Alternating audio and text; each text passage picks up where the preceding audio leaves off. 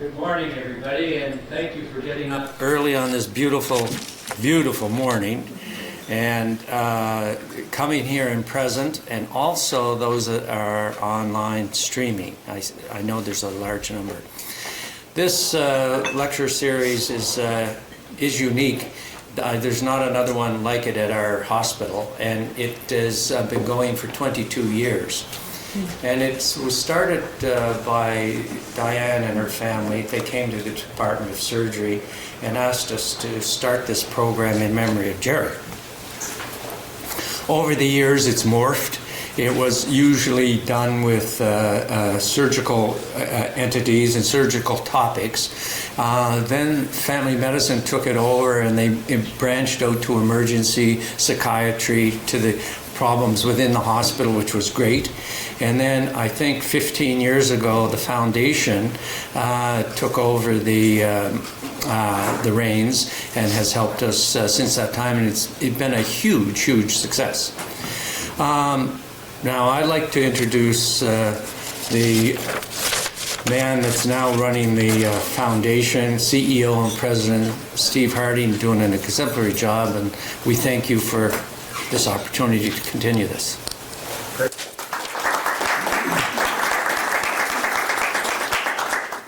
Thank you very much, Dr. Davis. Wow, 22 years, this is incredible. 22 years of the Dr. Gerald Burns lecture. Dr. Burns was not only a surgeon, he was the head of surgery at Dartmouth General, left a legacy. And I know that we'll learn more about Dr. Burns as we go through the day, but we'll hear some of the stories about how he loved his staff, how he loved his patients, and really brought the patient-centered approach to healthcare that Dartmouth General is known for to life. And we'll be celebrating Dr. Burns all the way through. As the Dartmouth General Hospital Foundation, we are so thrilled to help organize and be involved in this event. It's one of the highlights of our calendar, where we get to see what's happening at Dartmouth General, share the news, talk about some of the innovation. We are known as the innovative hospital in Nova Scotia, as Dartmouth General continues to be a living lab to test and learn, test new ideas, bring new ideas to life that will one day go across the province. Diane, we're so thankful for you, for your involvement and your support of the Dartmouth General and the Dartmouth General Hospital Foundation. From the bottom of my heart, thank you very much for your long-time support. Round of applause for Diane Burns. This year, we're really thankful to RBC as well. We'll hear from Jen Logan here shortly. So this year, RBC is sponsoring the Dr. Gerald Burns Lecture. A big thank you to RBC for their long-time support, and they're really leaning into our innovation culture, and are also supporting our big focus on diversity and inclusion as well across Nova Scotia. This year, we're really keen to learn more about cardiac investigation. Dr. Young, I think everyone's received an email with Dr. Young's picture on it over the holidays. Dr. Young is our star for our direct mail campaign this year. You're a star, Jason. What do you think about that, eh? Can we get autographs maybe later on? It's in the thing, actually. There'll be an autograph session later on. The John and Judy Bragg Innovation Fund has been a big part of the Dartmouth General Hospital over the last 5 years. John and Judy Bragg created the John and Judy Bragg Innovation Fund. Every year there's a Dragon's Den. So everyone here has a chance to compete for $100,000. And we have one of our winners being presented here in terms of the Wearables project in the emergency department. So Heather's going to share the news on how that's going. And a big thanks to the John and Judy Bragg family, the Bragg family, for helping to fuel that innovation, helping to fuel what's happening at Dartmouth General, with the hope of one day having things go across the province. And I think John and Judy are seeing that happen, as I believe this project's rolling out quite quickly across the province, given the early success. So today's going to be like a case study. We're going to follow a patient from their arrival at the emergency department through to meeting with Dr. Young, and then through discharge. So it's a really great case study where you're going to have a chance to learn how someone with AFib, being diagnosed with AFib coming into the hospital, how they work through the hospital, and how they experience this patient-centered approach to the patient by Dartmouth General. So again, I'd like to extend our thanks to RBC for supporting this event. Carla Purcell. Carla, you've been incredible. How many years have you been involved in this event? 22 years. 22 years, exactly. Incredible, yeah. Emily Johnson, Courtney Cole, Marianne Couture, who all helped organize this event again this year with Carla. And again, a big thanks to Heather Peddle, Bolivar, Dr. Jason Young, Catherine Ann Murray, who have all volunteered their time here today, early morning on a Saturday morning to make this happen. I want a big thanks to Dr. Davis again for being the MC. How many years has it been for you? Has it been 22 years? 22. 22 years, incredible. The long time support. We have Russell Gross here. Thank you, Russell, for helping us live stream this event. So everyone can be watching at home in their pajamas and learning about what's happening at Dartmouth General. And last but not least, Diane Burns. A big thank you to Diane for your support, for your passion for innovation, and for patient-centered care at Dartmouth General. Thank you, Diane. With that, I'd like to invite Jennifer Logan from RBC to come up and say a few words as our sponsor. Everybody, Jennifer Logan.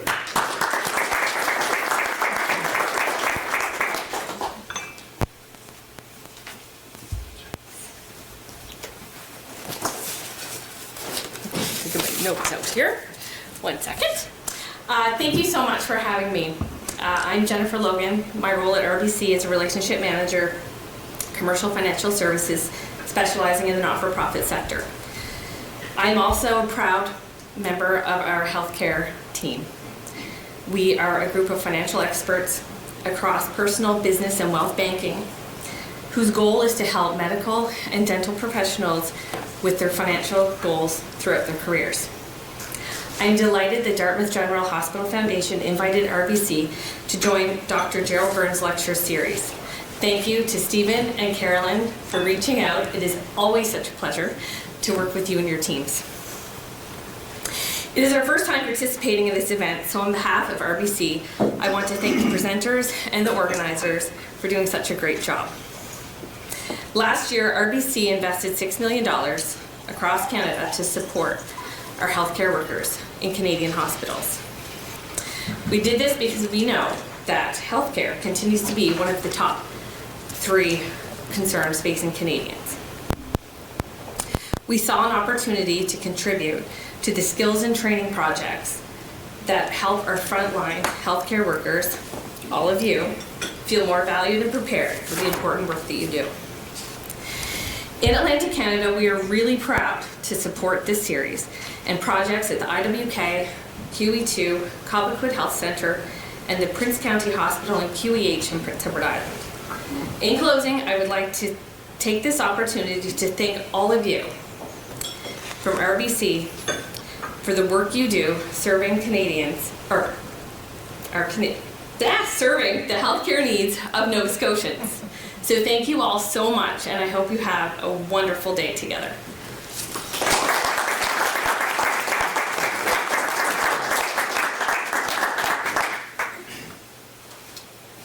So good morning again. I know that I see people that knew Jerry, and the thing is that if you didn't know him, hopefully you'll get a better feeling for who he was. He was a humble surgeon. He touched the floors. He knew all of the custodians. He knew the dietary staff. Of course he did, because he used to get the biggest dessert in the world. He knew all the nurses. He knew their families, and he was a delight to work with. I was on his service in general surgery before going into plastic and reconstructive surgery. He also was a lecturer at Dalhousie University when I was in medical school. He was strictly spearheaded my appointment at Dartmouth General Hospital with the group at Woodlawn in procuring a plastic surgeon, and they came to me, and that was done before I even had my fellowship. It wasn't announced, but Jerry spearheaded that. then to work with him, he was so kind. Every nurse, every person that worked with him loved him. He was fair, he was chief of surgery, he was all of those things, but basically he practiced medicine, I would say, in the good old-fashioned way. He touched people, he examined them, and he cared for them. I think that's the success of this meeting, was he. So we're going to start with, I was very interested in the program when I saw it. I like the idea of a meandering through a diagnostic issue, how it begins, how it's solved, how it's treated and ongoing, and how the patient returns to the community. I think that this is going to be very, very informative. So I'm going to introduce our first speaker, and I'll make a little joke. I'll tell you, getting bios from doctors and speakers is very difficult. I said to myself, I feel like I'm dealing with the CIA. So, Heather Peddle Bolivar. Heather's bio is pretty impressive. She graduated from Dalhousie University School of Nursing in 1998. She started her career in mid-surge inpatient areas at Dartmouth General Hospital. If you've been up there, that's chaos. After completing the critical care program through the RNPDC, she worked at the Dartmouth General in the ICU for 2 years. Chaos. She moved to the emergency department as a staff nurse, transitioning to the CNE role in 2007. Heather is Canadian certified both in critical care and emergency nursing. She's passionate about advancing nursing practice, quality improvement, and policy development. She's a force to be dealt with. So I would like you to give a warm hand to Heather and enjoy her time.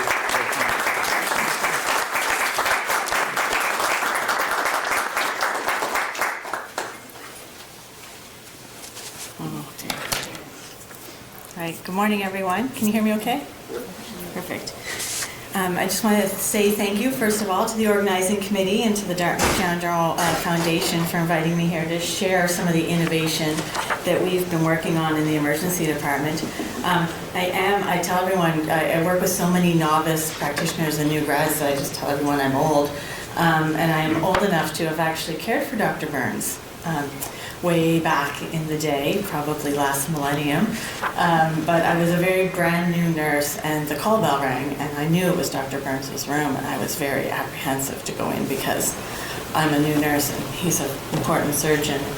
And I walked in the room to answer the call bell, sort of meek and mild and concerned that I was going to embarrass myself. And I saw Dr. Burns and Mrs. Burns sitting on the bed laughing to kill themselves because they were trying to get him in a Johnny shirt, but couldn't figure out how to get the IV through the sleeve and how to, navigate that. And they were laughing and carrying on, and just, I was like, oh, he's actually just a real person, and I can figure out that problem. That was one I could manage. So fixed, helped through the problem, and they were lovely and walked out of the room. And it sort of reminded me that surgeons are in fact people too. He was very lovely, and it was a pleasure to be a part of his care.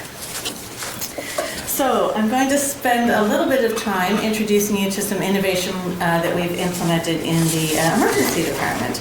So let's start our morning with a patient. So this is a patient who is fairly typical. Presentation to the emergency department. This is, I made this up, this is fictitious, but this patient presents to the triage desk at the Dartmouth General Emergency Department with reports of palpitations that he's had since early this morning.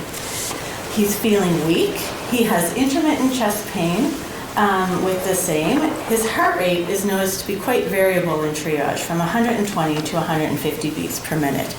The triage nurse notes that it's irregular, and he has no history of this in the past. He does have some significant past medical history for hypertension, COPD, and he's got a little bit of cognitive impairment that his family reports. You can see there his vital signs. His temperature is normal, 36.2, but he's got a heart rate of 138. Respiratory rate's a little bit elevated at 22. Blood pressure is normal, 110 on 60. Sats are okay at 95. He reports his pain as 2. He doesn't have his med list, which is not uncommon for our patients because people don't, often know them and they often don't plan to attend to the ED. So just going to keep this patient in mind as we walk through his journey. But before we go any further, let's talk about reality. Let's talk about the reality of our patients and the ED.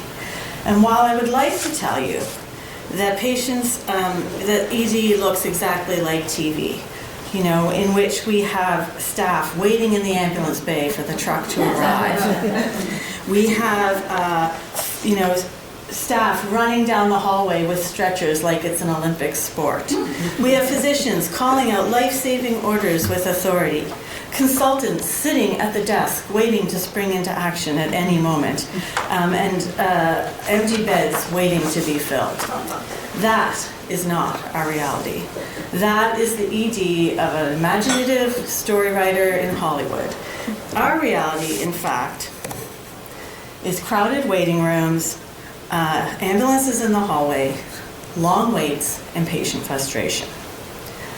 So I'm not painting probably a very nice picture, a very exciting picture, but don't worry about us in the ED. We're a resilient group. Our ED team has developed some creative solutions that have positively impacted patients and their families, as well as the staff. So after completing triage, very likely this patient would have been sent to the waiting room. Despite having that elevated heart rate, our reality is there's no bed for him to go to. Anyone who has listened to the news, looked at something on the internet, even have a newspaper, which apparently still exists, you've probably seen some of these headlines. We've had patients dying in our waiting rooms, patients having poor outcomes in our waiting room. In fact, in Manitoba just this month, there has already been a death in the waiting room. And this may look familiar to you. This is about the pressures on our EDs right here in Nova Scotia. So thinking about this and the safety of our patients, this was some of the impetus for us when we developed our change project. We needed to consider what could be done to make the waiting room more safe for our patients. Some people forget that the waiting room is in fact a care area. Our patients need care and our team is responsible for them.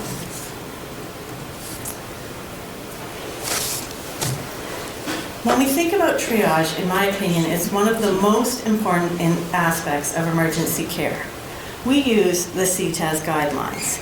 CTAS is the Canadian Triage and Acuity Scale. This is an internationally recognized tool that provides guidance to the triage nurse while decision making. The triage nurse is basically always thinking, how long can this patient safely wait? The patients are categorized by severity of their presenting complaint.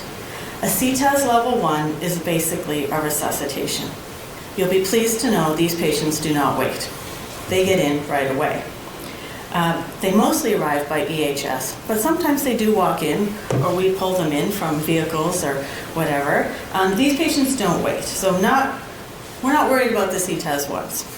The CTAS level 2 patients present with conditions that could be life-threatening. Their vital signs are abnormal. This is what we scored our patient that I just introduced you to. As you can see, in the ideal world, this patient would be reassessed every 15 minutes while waiting. A patient with a CTAS 3 is considered urgent. They would be reassessed every 30 minutes. The 4s and 5s are less complex, they're very stable, their vital signs are stable, and they are, as you can see, reassessed a little less frequently. A reassessment depends sort of on the patient's presenting complaint. It could be an across the room assessment, Yes, he's smiling, he's breathing, he's okay. It could be anything from a complete focused assessment, reassessing pain score, or vital signs. So as you can see, these are pretty lofty goals that have been set out for our triage staff, particularly considering we have 20 to 40 patients in our waiting room at any given time. And of course, the triage nurse is also responsible for triaging new patients as they present. So you might be wondering, how was the Dartmouth General doing with this component of patient care? Well, the answer is not so great. These guidelines are unattainable. I'm actually pretty certain that there's not an emergency department across the country that is meeting these goals. That our wait times were well over target, patients were dissatisfied, the staff were frustrated and dissatisfied, and we were certainly concerned with patient safety. It's no secret that patients wait a long time. So, how did we tackle this monumental problem? Well, in 2022, we launched the waiting room care provider role as part of a Nova Scotia Quality Improvement Collaborative project.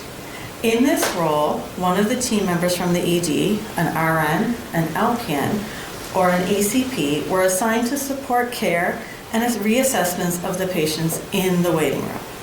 We converted one of our family rooms that's adjacent to our waiting room to a care space. We have a stretcher in there, we have a chair in there, we can do ECGs, blood work, IV, we can insert a catheter, we can do wound care,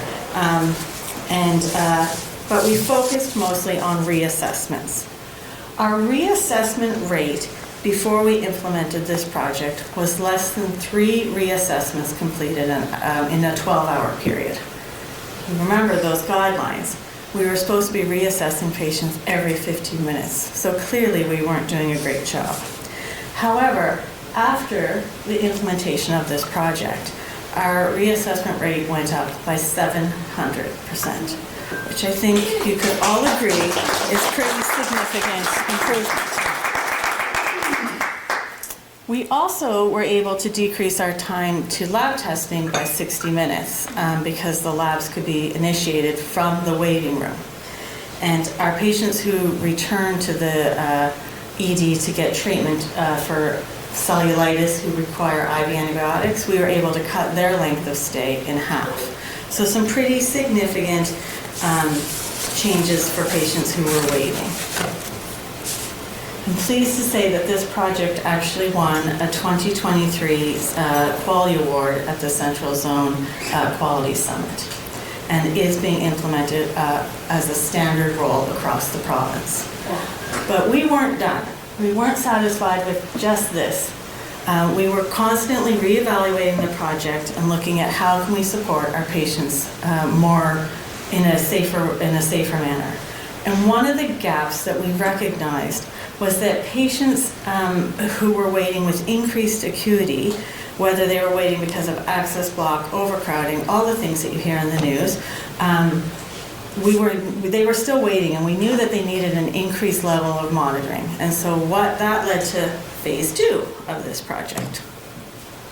And phase 2 is our Wearables Vital Sign Monitoring project.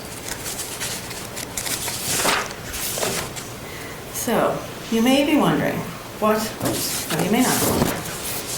So basically, this innovative development, we implemented that the patient actually wears, as you can see from this picture, a small device while they're in the waiting room, and we're able to monitor them remotely. And this project was funded by the Dartmouth General Foundation through, as Steve mentioned, the John and Judy Bragg and the River Phillip Foundation as well supported this. So you may be wondering, what the heck is a wearable? A wearable monitor, we just say a wearable. He's on a wearable. And this is a very small, portable vital signs machine. It's Bluetooth enabled. The data is transmitted from the patient's chip that's on the band in their wrist, and then it's transmitted to a monitor in the waiting room care provider's assessment area. and we can then follow the patient's vital signs while they're waiting. The patient, as you can see, can still move around, they can wash their hands, they can eat, they're not tethered to a bedside monitor, but they are able to still wait and be pretty comfortable. We have multiple ways of monitoring the results, the vital signs that we get from the wearable. There's a central screen that we can sort of see everybody all together.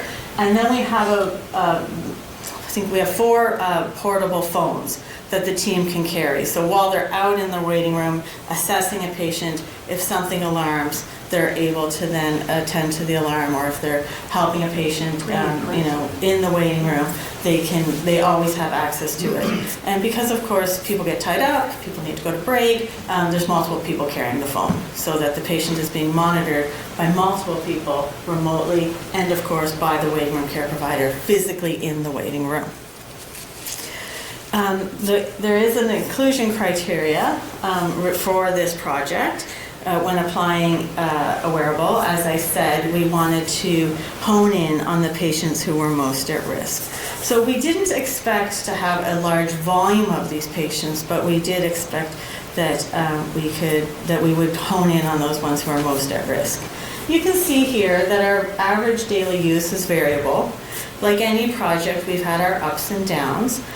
Usage is been challenging sometimes because of staffing. So if there's staffing shortages, you can't apply a patient to the monitor because there's no one to monitor them. And interestingly, when flow is better, our usage goes down. Because of course, if flow is better, these patients don't wait. So we ultimately see decreased usage on the good days. I'd like to share with you a video that I'm hoping works. I'm a little apprehensive, but a video because there has been some media interest in this project, and this is a CBC interview for some staff. Oh, you guys can't see it, can you? Nope. I need my tech support, perhaps. Sorry. I can see it. You want to drag it over? Yeah. Oh, I can do that. There we go.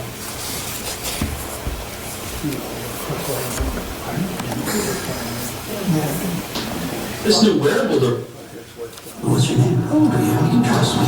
Hey, honey, what's up? Not much. I wanted to talk to you about staying safe online. Is that okay? Open conversations with your kids can close opportunities for predators. The device is allowing nurses in the ER to keep a closer eye on patients while they're in the waiting room. The device is tethered to a monitor that tracks a patient's vital signs, like a pulse and oxygen levels. The patients who get it are the ones with conditions that make them a greater risk in the waiting room. It's a part of the emergency department's Wearables pilot project, which started at Dartmouth General in January. The hospital believes it's a first of its kind in Canada, and says it's already had an impact on patients with heart conditions. So it's able to catch if your heart rate is doing funky things, if it's going from 64 to 130, we've been able to catch those on people who have never had AFib before. I've actually caught that about 4 times, maybe just since this project has started. Julie Canning is one of the nurses who keeps an eye on the data coming from the devices. Her role as a waiting room care provider started in 2022. Now the team has expanded to 2 nurses who are responsible for reassessing patients in the waiting room. It's no secret that we have overcrowding in our emergency departments, and our patients wait an extended period of time in our waiting rooms. So this project is looking at trying to increase safety while our patients wait. In Nova Scotia, So as you can see, they sort of summarized really our whole project for you in less than a minute. This is about keeping patients safe while they wait. There we go. Oh dear. This is what my kids say when I'm old. They're like, oh, Mom. You're in a safe space. There we go. We're back in business. Here we go. So let's return to our patient as we started this journey. As a reminder, now he presented with palpitations, intermittent chest pain, and he had an elevated heart rate that was irregular. So this patient, there we go. This patient definitely meets our inclusion criteria for wearable, the chest pain and his irregular heart rate of 138. I've listed here our inclusion criteria. So that, you know, as you can see, we tried to be somewhat specific, but the bottom inclusion criteria is any patient the nurse is concerned about. So if our triage nurse has a concern, they can apply the wearable. Okay. We chose the C-TEST level 2 patients to focus primarily on because they, as I mentioned, have abnormal vital signs. So it seemed important to make sure that we were reassessing them frequently. We did keep it a bit small. We can't overwhelm our triage team, so the triage nurses or the waiting room care providers, with a large volume of patients to monitor, so we tried to keep it a bit small. But as Lori, as it was noted in the CBC presentation or clip there, we have been able to increase the staffing from one nurse to 2. So we have increased our team to 2 care providers. So if we think about the care that would have been provided to our patient here in the waiting room, he would have received 160 milligrams of aspirin that would have been chewed. He would have received an ECG within 10 minutes of arrival, the application of the wearable. His IV would have been initiated and his blood work would have been done. And this is all through care directives that have been developed to expand the scope of practice of the nurse. So I wouldn't have to ask a physician for an order to do any of these things. The care directive allows this care to start. Obviously though, reassess, reassess, reassess. That's one of the most important things that we want. That's the cornerstone of this role. And then based on the reassessment, our waiting room care provider is going to collaborate with our clinical leader, and together they would determine which patient needs to be brought into the department. So let's talk about the impact of this device. As I said, this project is not about numbers and volume, it's about quality. It's improving the quality of care that has been developed that is being delivered, to patients who are wearing a wearable device. And I think the numbers speak for themselves. We surveyed patients who had a wearable applied, used a question that is we took basically from the Nova Scotia Health Authority's patient satisfaction survey. And it asks, how satisfied are you with your level of monitoring while waiting? And our answer was 100%. Previous to that, our patient satisfaction was 65%. So significant increase, and well, obviously we can't do much better than 100%. It supports patient safety because the staff are able to quickly identify patients who are decompensating. And while the patients need to be at the center of any of our innovations, we need to think of the staff. We were a little apprehensive of how staff would feel. New roles, we didn't want the perception of extra work, and how would staff feel about the implementation of this project. And again, a resounding 100% of our staff express satisfaction when a patient's wearing a wearable and with the waiting room care provider role. When patients are being cared for more thoroughly, the staff just feel more comfortable. We worry about patients in the waiting room and we wish we could get them in. So this is one of the things that we can do to try to support the healthcare challenges and the overcrowding. The extra data that the wearable provides allows the team to reprioritize based on changes from the initial presentation. It helps our team make sure they're making the best decision with our limited resources. When you only have one empty bed, we need to make sure that the right person gets to that bed. Not surprisingly, with this project, we've captured all sorts of patient challenges and changes in condition. Patients whose oxygen levels have been dropping, patients whose heart rates are too slow or too fast or irregular.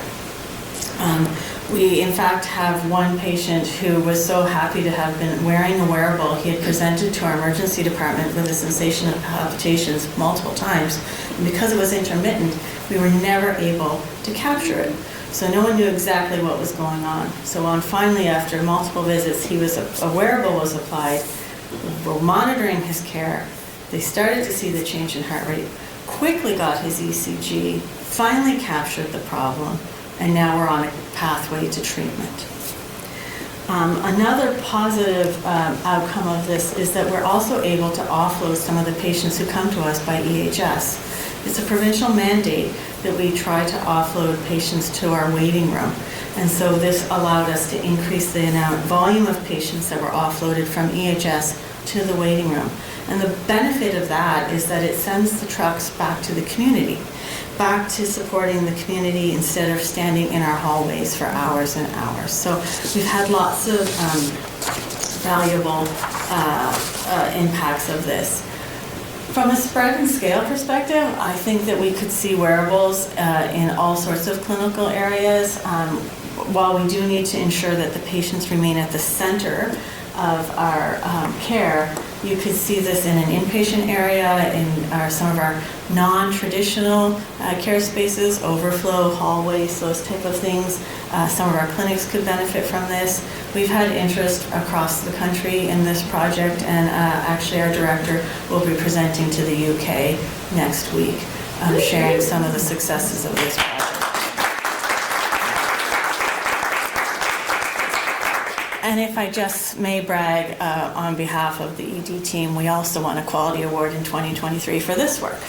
So we're 2 for 2 with this project. Just some final thoughts. This is a quote from one of our clinical leaders who sums it up quite nicely. When you have more information about a patient waiting for care, it makes decision making easier about who's next to see. And that's the whole point of this, is how do we ensure that patients get safe care, quality care, and they're satisfied while waiting? And I think the waiting room care provider and our Wearables project has allowed that to happen. That is it.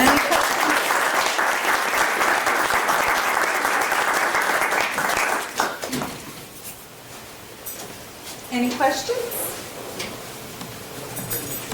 Heather, I know patient satisfaction is 100%, which is a great thing. Are you getting any anecdotal feedback from patients when you give them these wearables? Yeah, I think at first they're a little bit like, oh, what's this weird sort of thing that you're applying? But when we explain it, and with this technology, we also created a patient handout so they could really understand what we were doing. And I think it just gives patients a sense of relief. If anyone's ever waited in a waiting room, particularly in an emergency department, you didn't plan this day. This is not how your day was supposed to go. So they're often anxious and stressed, and people feel like they're forgotten. And this, I think, has helped people just honestly feel safer. They recognize that they're being watched, that someone's watching the vital signs. Anything changes, they're going to be attended to immediately. And it just gives them a sense of being in a more safe environment. That's great. Oh gosh. Yeah, whoever. What? Will the technology be rolled out in other ERs in Nova Scotia, and when? The when I don't know, but we have had interest in what it could look like. And we've also looked at how we can expand it within our own ED. So the model that we're using right now doesn't measure blood pressure. There is an opportunity to do that. There's also an opportunity for actual cardiac monitoring, not just the heart rate. So we're looking at, do we start using the advanced technology? I don't know the rollout plan, but I understand that it will be happening across the province. Yeah. You mentioned that with the wearable, it can track people in hallways and in different parts of the ER, Yep. whatever. If it goes off, how do you actually locate the person? That's very low tech. We give patients a sticker shaped like a heart, and that's how we know that they're wearing a wearable, especially in the winter when they're wearing their jackets and stuff potentially. But because it's on their hand, you can actually just see it. And the waiting room care provider being the one that's applied it, they just recognize the patient mostly, yeah. But yeah, low tech, just a sticker. Hi. When do you think it'll be rolling out on the floors? Oh, that was just my brilliant thoughts of spread, that it's the art of possible. Yeah, no, I have no idea. Okay. I just thought that's just where I see the project could go. We, as again, the CBC clip noted that we are the first, as best as we know, we're the first in Canada to roll it out. But I have heard of 2 places in BC that have subsequently started to implement this as well. Yeah. And the UK is looking at all sorts of options. There's some virtual monitoring at home that's being looked at. Like it has you can cast a wide net, I think, with this technology. Heather, is there a range of like how far away the patient can go from where the central monitor is? Yeah, that was part of sort of the pre-implementation assessment. We had to see how far the patients could go. They can get all the way to diagnostic imaging and we can still see them. So certainly from a waiting room perspective, they can stay in the waiting room. We can see them in the bathroom, in the ambulance hallway. We can still continue to monitor them. And it's a disposable device, so half disposable. So part of it's disposable, part of it has a chip in it. So we reuse the chips, but if a patient, they just go in the garbage. So if a patient leaves with it on, it's okay. We just throw it out.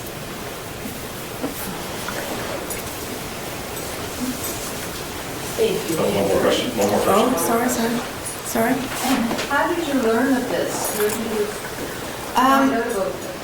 So a team member from the Innovation Hub, I think again, I didn't show those headlines to be shocking, I showed those headlines to show the reality, and I think as people heard more and more about some of the challenges that were happening in the waiting room, people were putting their heads together and saying, yes, ideally we would have these patients be brought into the department immediately and they would be seen in those timelines that are set out, but that is just not how our healthcare system is working right now. So what can we do to make them safer? And the Innovation Hub found a couple of different products that were out on the market. This particular product is approved by Health Canada, so that made it, and we knew the technology from our patients who have sleep apnea. It's used with them, so it was known technology in some ways, similar to a product that they use for those patients, but being used in a very different way. And the company had never used it in this particular manner, in a remote waiting room project, so they were pretty enthusiastic about it as well. Thank you. Heather, thank you so much. Thank you, Mrs. Collins.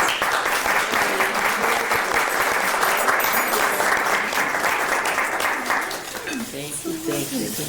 What do we do this? Everyone knows how much happened. That's it. Can you do it on this side? Right over here. How's that, Lisa? That's great. And by the way, he did love the nurses and he loved to teach, but he saved a little bit of love for home.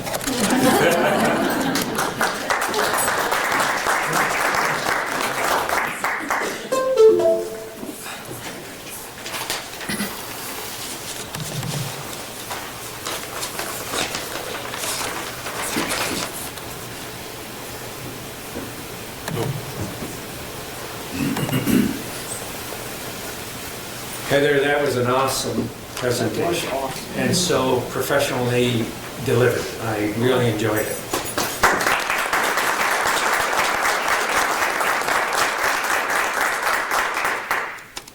So I'm going to invite Steve back to the podium. He's going to give us some updates from the foundation. Is that correct? That's right, yes. Thank you very much. Well, great job, Heather. Well done. This is great to see this innovation in action, and it's great to see this happening for our patients. Want to give an update on what's happening at the Dartmouth General Hospital Foundation. Our donors are loving this innovation as well, and we are working with donors to fuel your innovation culture and fuel your ideas. And we're super excited to share some of the progress we're making and give an update on what's happening in the future. We're joined today by our board chair, Ann Janega. Ann, stand up there, the back, Ann Janega, our board chair. And several other board members here as well. So Rick Flynn, give a wave, Rick Flynn, member of our board of directors. Dr. Natalie Cheng, our medical site director, is on our board of directors as well.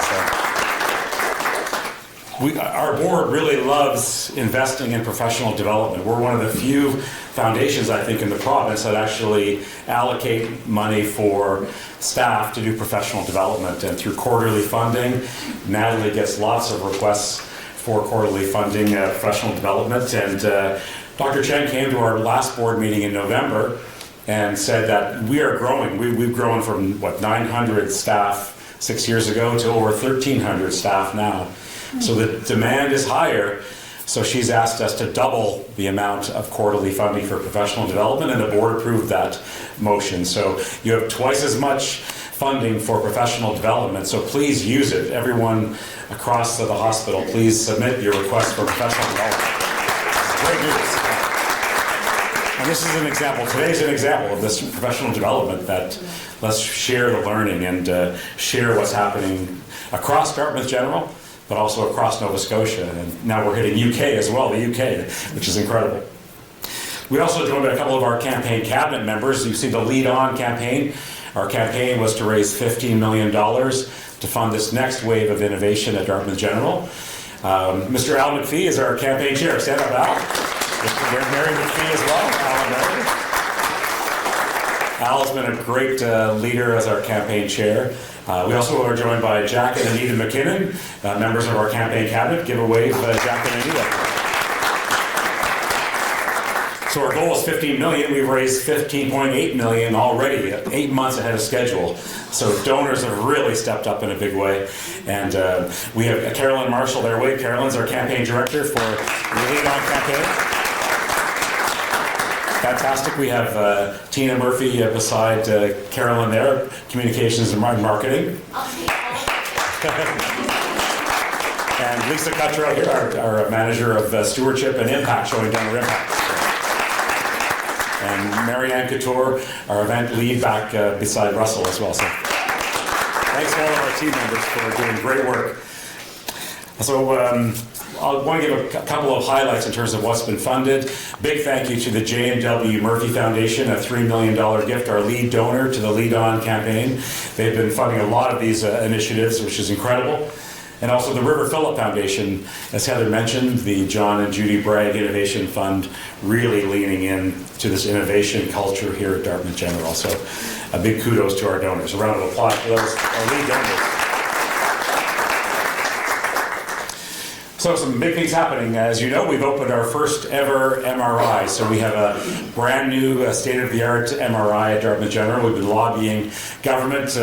We've raised the $2 million to buy the MRI. Government agreed to fund the $4 million for construction of the space and also to pay the staff to run it for 10 years. So they've added $11 million to our $2 million from the foundation and donors. This will running 7 days a week. We cut the ribbon on May 27th. The goal is 5,000 scans right now. Or last year, there were 15,000 people waiting for a non-urgent MRI in Central Zone, just Central Zone. We will take 1/3 of those. We'll do 5,000 scans. We are, in fact, on track to do 5,300 scans in year one. So our team is just on fire at Dartmouth General. They are well ahead of schedule to make that happen. So this is huge. This saves our inpatients who need an MRI, who used to be traveled by ambulance over to the QE2.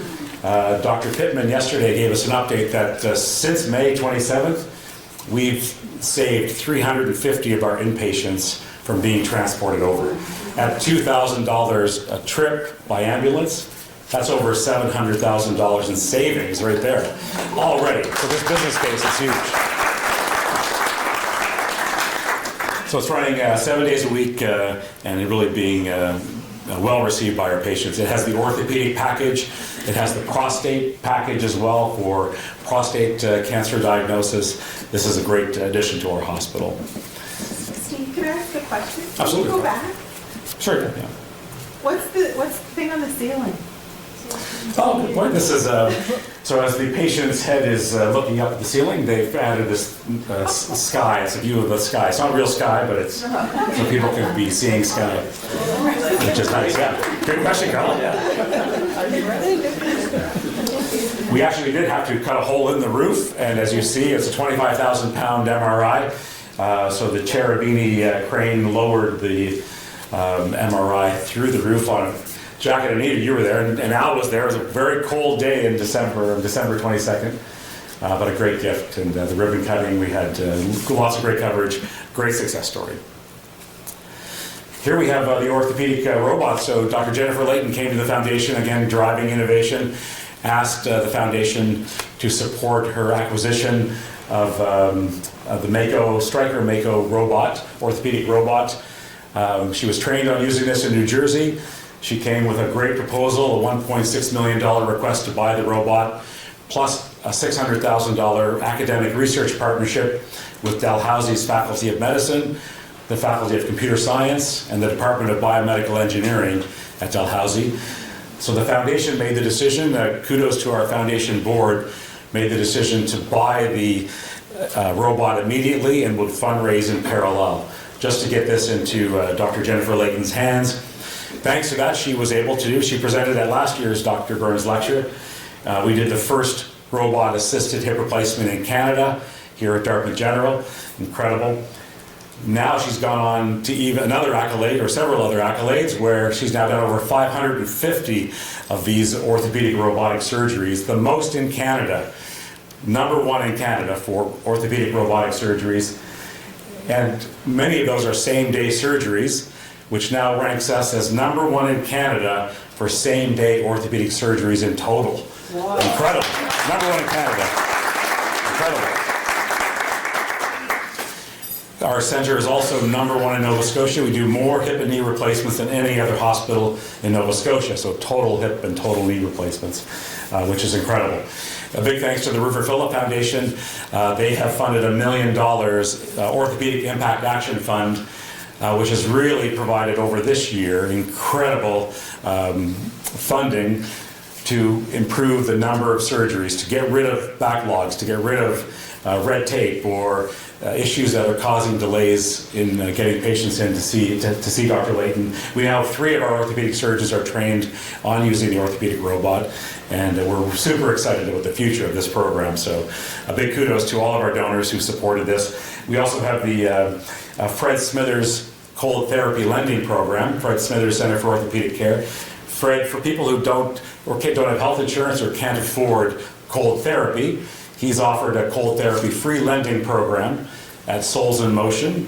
So patients can go to Souls in Motion, sign out like a library, sign out the cold therapy machine for free, which is incredible. Fred, when he had his hip replacement, he needed opioids. He wants to reduce the number of opioids being used at the Fred Smithers Center for Orthopedic Care. So great for Fred. Big round of applause for Fred Smithers.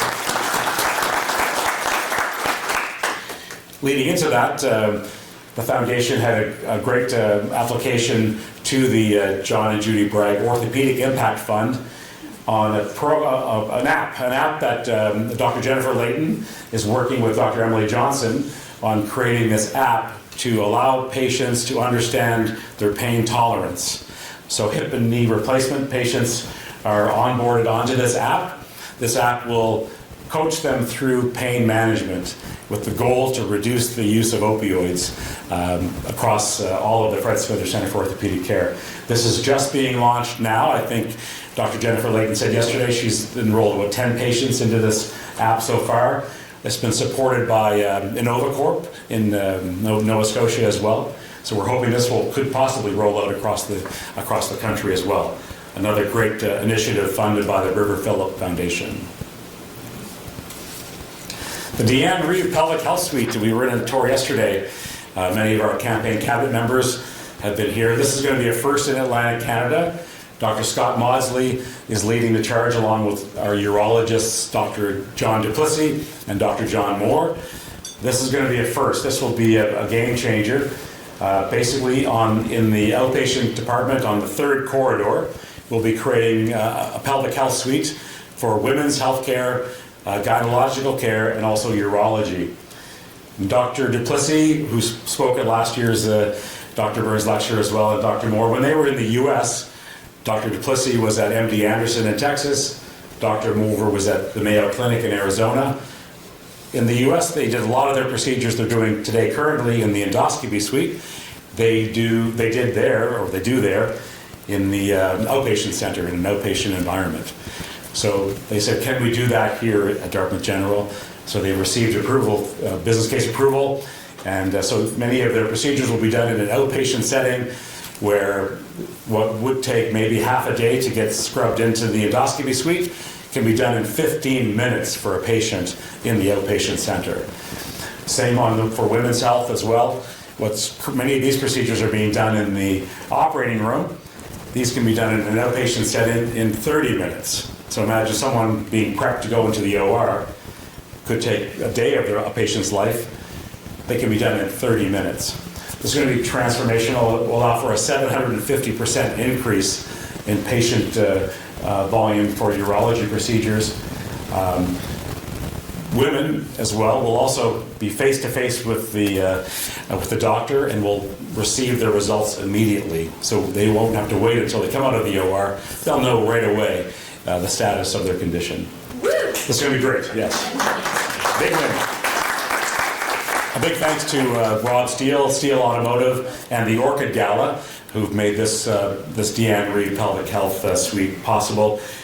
Opening February 7th, grand opening at the end of February. So this is on the rise. Dr. Chang, I think we've hired all of the staff now. The staff are in place and are in training. So this is going to be super, super exciting. Again, here's Rob Steele, along with Sherry Morgan and Liz Rigney from the Orchid Gala, who helped make this happen. So Deanne Reeve was their best friend. She passed away from cervical cancer. Liz and Sherry really wanted to do something special for their best friend, Deanne. Again, lots of innovation. As Heather mentioned, the Wearables project, we're super excited about the impact of the wearables. But we have many more. We have Dr. Moore, who I think Dr. Duplessis talked about this last year at the Dr. Burns lecture. We purchased the Moses 2.0 holmium prostate laser. We bought it the same day that McGill bought it. We are the only hospital in Atlantic Canada that has this laser. Dr. Moore was trained on using this laser at the Mayo Clinic in Arizona. Now he's working at Dartmouth General. He's the only one trained to do this in Atlantic Canada, and performed his first surgery last year. This is same-day surgeries for prostate surgery. We have a new palliative care unit here, so I see Patty there as well. So Patty and Shelley's here, who rolled out, thanks to the Jane W. Murphy Foundation, an incredible gift. We have a 7-bed palliative care unit where we've cohorted patients on 5 West. We are hearing in the community an incredible response to this new palliative care approach.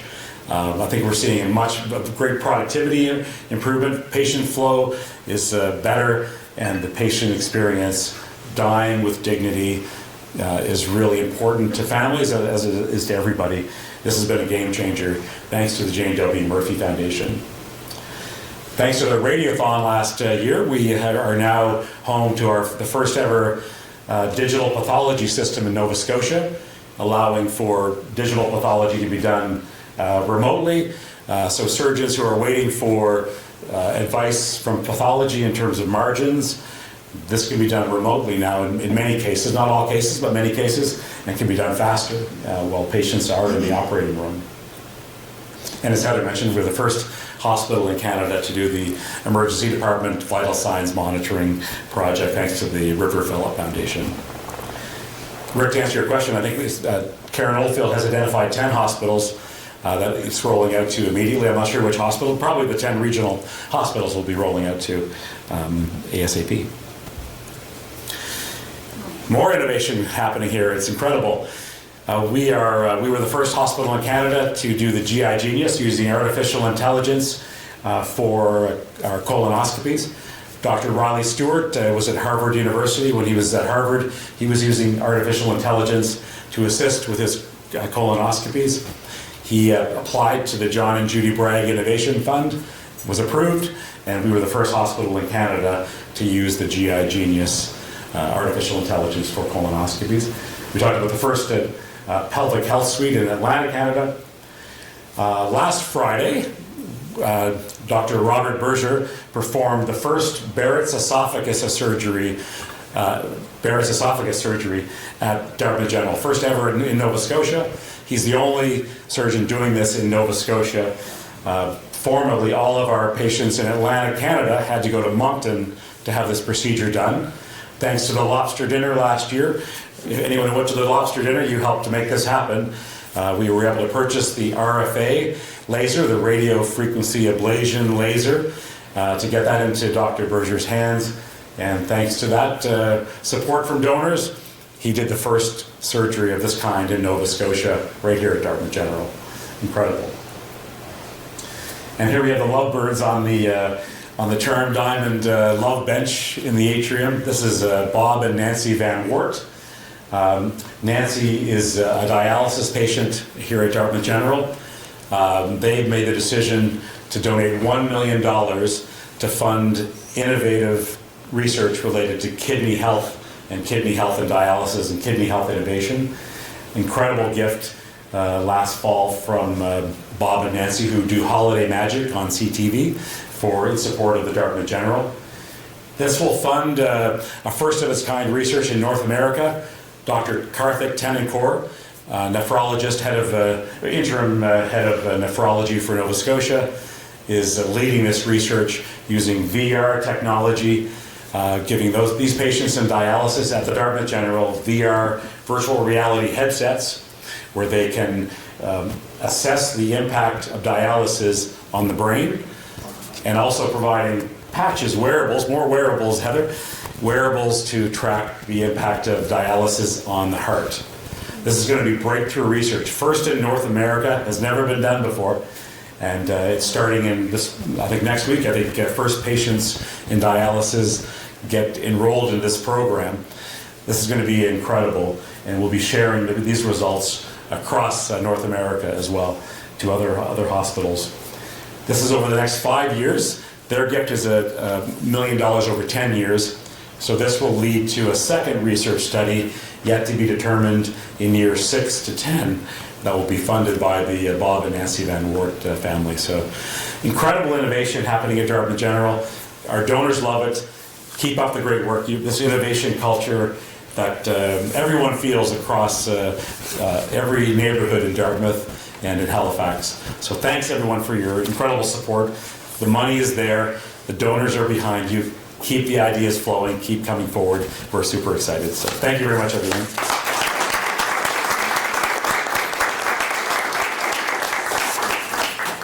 I can take any questions as well if anyone has questions on any of these ideas. Please don't be tired. Talk to Jennifer there, right there. Steve, thanks so much. Thank you. Thank you. Thank you very much. Stand over here, I'll get your picture. Hang this proudly on the wall. Okay, I will.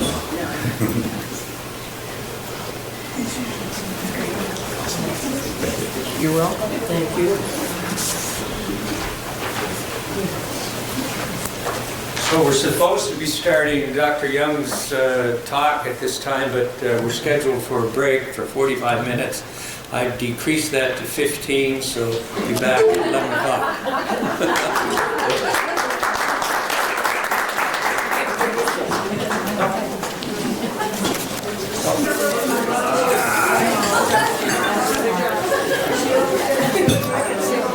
So we're going to continue on. We're a little behind, but that's good. I enjoyed the first part of the morning. Our next speaker is Dr. Jason Young. He was part of the CIA that I was looking for yesterday as well. Finally got his bio. I was going to say that Jason Young is my date up one for him was going to be he's a fantastic cardiologist, a great guy, loves sports, plays golf, plays it well, and that's how I was going to introduce you. But I'll give the more formal ones. Dr. Jason Young, originally from Halifax, completed internal medicine and cardiology training at Dalhousie University. He has worked with us at Dartmouth General Hospital as an intensivist and a non-invasive cardiologist since 2006. Thank you. He's a member of the Division of Cardiology at the Halifax Infirmary and Assistant Professor of Medicine and Critical Care at Dalhousie University. And we're going to enjoy this, I know.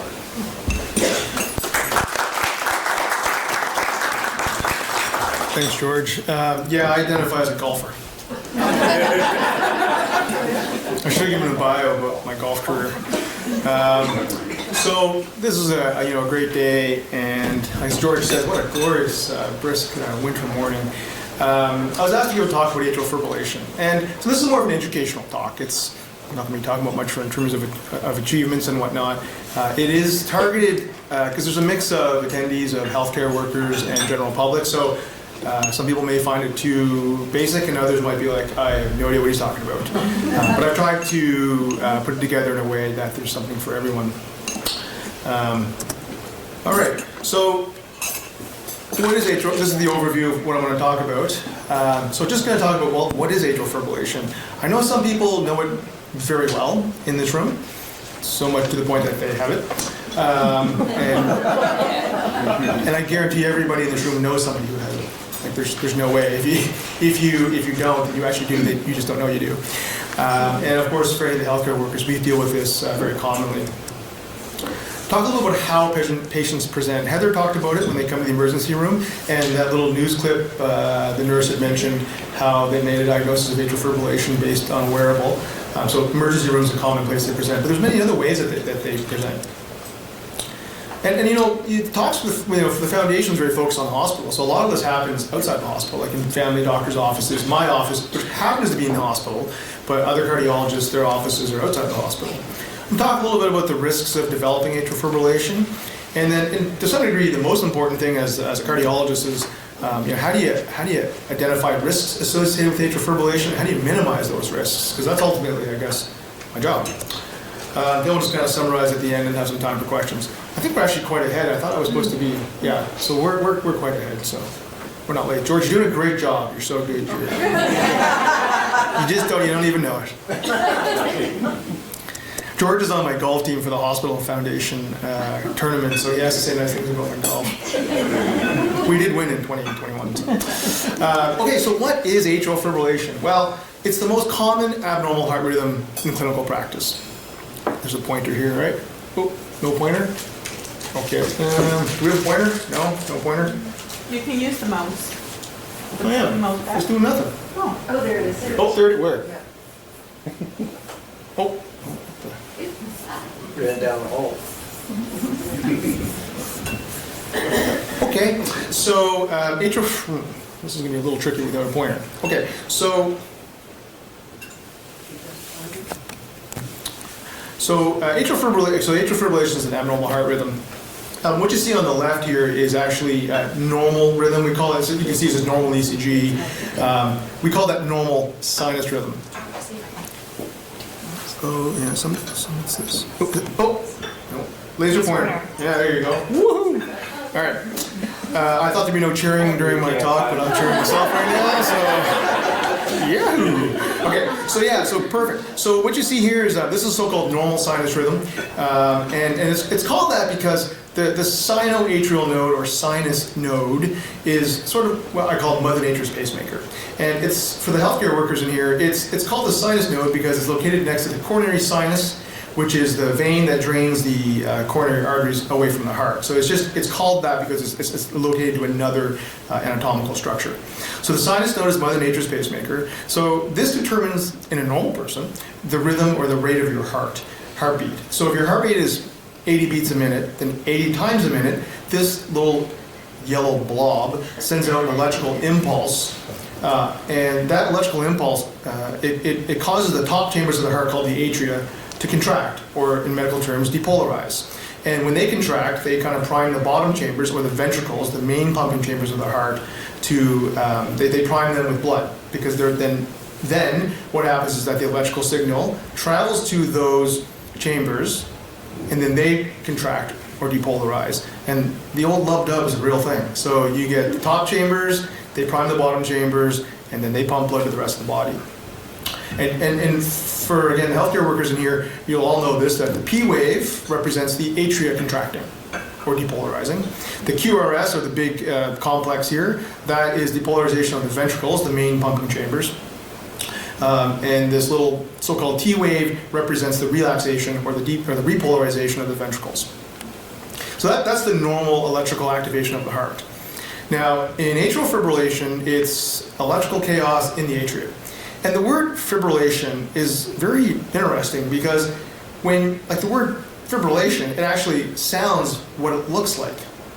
So when I was a trainee going to see open heart surgeries in Halifax, if a patient was in normal rhythm, their heart, the chest is open, you see the top chambers squeezing like this. And obviously people at home can't see me making my hand gestures, but the atria contract, and you can actually see it. It's just very, very regular and obvious. When they're in fibrillation, they're fibrillating, and they're just quivering. And so the word actually literally, it's just what it looks like.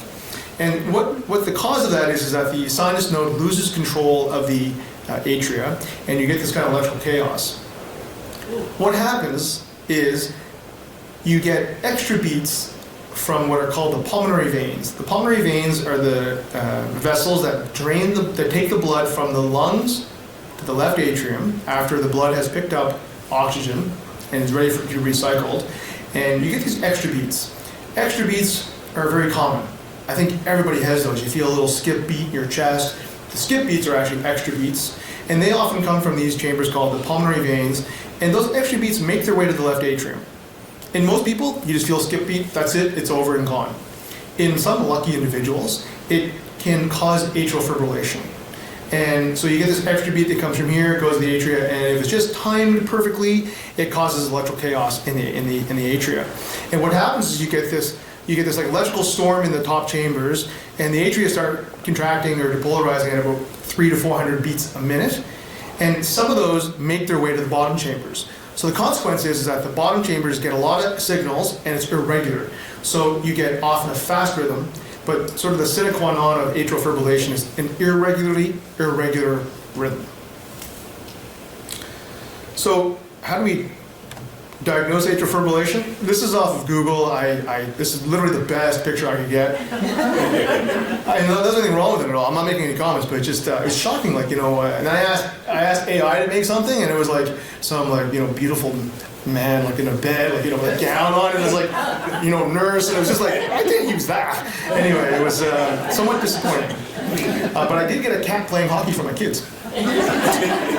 So these are many people hear about ECGs, and basically you just put leads across the chest, and then you get a readout from that, and that looks at the electrical activity of the heart. We get 12 looks at the heart, which is why it's called a 12-lead ECG. And this is a patient of mine. This is an ECG done Thursday, and you can see now you just focus on where my laser pointer is showing you in the so-called V1 lead. You'll see that little P wave followed by the QRS. That's normal sinus rhythm. So little P wave, QRS, P wave, QRS. So that's atria, ventricle, lub, dub. And you'll see the rhythm is nice and regular and nice and kind of slow. This is the same patient. Happened to be a few minutes before I did a procedure on him called a cardioversion, and he was in atrial fibrillation. You look at V1, no P waves, irregular. Not fast. In him, it wasn't fast.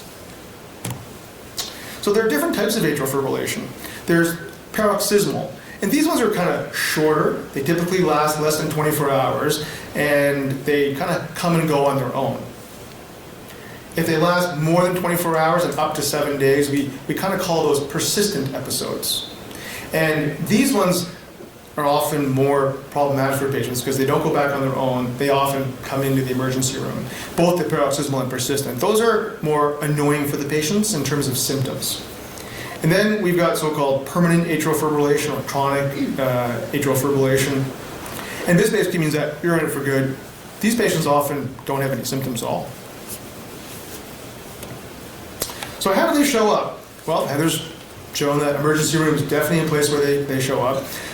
However, often they have no symptoms whatsoever. I think it's definitely more common in the population for patients to have no symptoms with atrial fibrillation. I always say the average patient is somebody who's in their around in their 70s or late 60s, have some health issues such as hypertension. They just go to their family doctor's office for for a blood pressure check or medication renewal, and lo and behold, their heart rate is irregular, and they're found to be in atrial fibrillation. Great diagnosis by a family doc, because I mean, you know, like how hard it is now for family docs to deal with multiple issues. So this, and it's not like, as a physician sometimes, or as a family doc, you know, when they come in, if they're, you know, they need a prescription or they got a sore knee, you might not really pick this up, and that could be quite dangerous for the patient. But so I'm always impressed when a family doctor sends along a patient saying, "Hey, guy was found to be an AFib. Help me fix this person," if they need to be fixed. In terms of symptoms, palpitations are, I think, by far the most common symptoms. And palpitations is just an awareness of your heartbeat. Now, palpitations are common. I'd say almost everybody has them, except a small percentage have atrial fibrillation. And to some degree, when I see a patient with palpitations, I kind of ask myself, you know, could this be atrial fibrillation? So that's kind of like the most important thing that I need to know about an individual with these symptoms. Some may actually just say, like that patient, the other patient, the ECGs I showed, he had no palpitations at all. He just said he didn't feel right.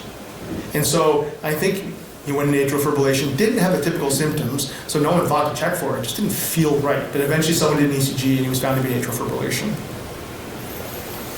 And again, they can be diagnosed by the primary care provider or often in the emergency room. Now, patients get referred to me, I mean, if they have a known or a certain diagnosis of atrial fibrillation, for the most part, they probably should be seen by a cardiologist or an internal medicine specialist at least once. And so that's a lot. So if someone is diagnosed with it, they get sent to me. But I also get a lot of referrals for patients with, could this be atrial fibrillation? Another population is people who have had atrial fibrillation in the past, and now they're having recurrent symptoms, and we're trying to sort out, is this atrial fibrillation or not? So in patients who you don't know exactly what's going on for their symptoms, we want so-called symptom-rhythm correlation. So I want to know what their heart rhythm is doing when they're having their symptoms. Just like Heather mentioned again with the wearable patient who came in with palpitations, nobody knew what was going on, and then eventually the wearable alerted someone to an irregular or a fast heart rate that triggers you to do an ECG. We're actually a little ahead of that in some ways because we can just give people the ECG or devices to check their ECGs themselves. In terms of making symptom rhythm correlation, I mean, realistically, you have to have an ECG when you have your symptoms. So if a patient has 30 minutes of palpitations or heart racing, I mean, they're not going to get to the emergency room, get registered and get parked and whatever and get in. I mean, I don't know how many people over the years, like 10 years ago, I'd say that. They say, doc, I got here, got to the parking lot, and went away. So I said, well, they just went home, which is perfectly sensible. So sometimes what we do is we give them a device that can check their heart rate or their rhythm for a longer period, 24 hours or 2 weeks. And so we call those ambulatory monitors.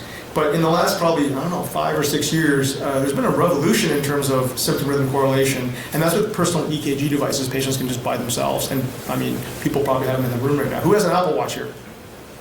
Yeah, so if you didn't get the base model, you have the ability to get ECGs. So an ambulatory monitor, we either call them Holter monitors or loop monitors, depending on how long you wear them for. But basically, I always say to the patients, it's like a wiretap if you're doing a drug deal. You get a little device here with wires. I say, don't buy drugs when you're wearing this, because if they pat you down, you're getting shot. It is Darwin, joke. I live here now, I can say that. So, and so what you see here is you get this so-called ambulatory monitor, they wear it, and it's funny how far the technology has come in a few years, but now we can basically see all their heartbeats, and if they have an episode of palpitation, they can activate it and tell us to look at that specific strip, and we can see what the rhythm was. And to be honest with you, the vast majority don't have atrial fib. It's either not cardiac, which always surprises me a bit, or it's just these extra beats that I mentioned. If you have a dog with palpitations, they have Holter monitors for dogs. I didn't know that. So I Googled Holter monitors and dog picture comes up. So I don't know how a dog tells its owner that it's got palpitations, but I think it's actually dogs pass out and they can get pacemakers. So I think that's what it's for. I can't imagine a dog can say, what for if I got palpitations, but I don't know. I don't have a dog. So this would be not the 24-hour Holter. This is a monitor we give to patients for 2 weeks. And it's interesting, I wasn't really thinking about this as a foundation talk, like, championing the foundation. But yeah, who helped upgrade the Holter Loop Lab like a few years ago? Foundation. So, again, thanks to the foundation for supporting this. So this is a young woman who has palpitations, and you can see here, it's really, really small on my screen, and very small up there, but you can see here, you can see again a small little P wave just before the QRS, P wave QRS, so normal rhythm, and this thing here is the so-called PVC. This is an extra beat that comes from the bottom of the heart. They're benign, they're not dangerous, they're not atrial fibrillation, they're just a pain in the butt, pain in the chest, I guess. And so that's really, I tell patients this is what it is. We don't really do much about them, and they're generally benign. However, you look at this patient, and it's irregular, it's fast. There's no P waves. So this is atrial fibrillation on a loop monitor. Different patients. So personal EKG devices, Apple Watches. I believe it's the Apple Watch 4 and like newer than that. All models except the SE model have the ability to do ECGs. And basically, I mean, this is how you do it. I've got an Apple Watch. I'm getting old, but you just basically put your finger on the crown, as you can see in the picture there. I just bring up the ECG app, which always moves around on my phone. I don't use it very much because I don't have any palpitations really, but I put my finger on it, and that's doing my ECG as we speak. It takes 30 seconds. So that's a really slick device. Now, of course, Apple Watches aren't cheap. So there's the other option is something called a cardiomobile device. It's this thing here on the right. Apparently they have ads on TV. I must not watch the right channels, I've never seen them. They're only about $80 on Black Friday or on Boxing Day at Amazon.ca. So they're not expensive, is my point.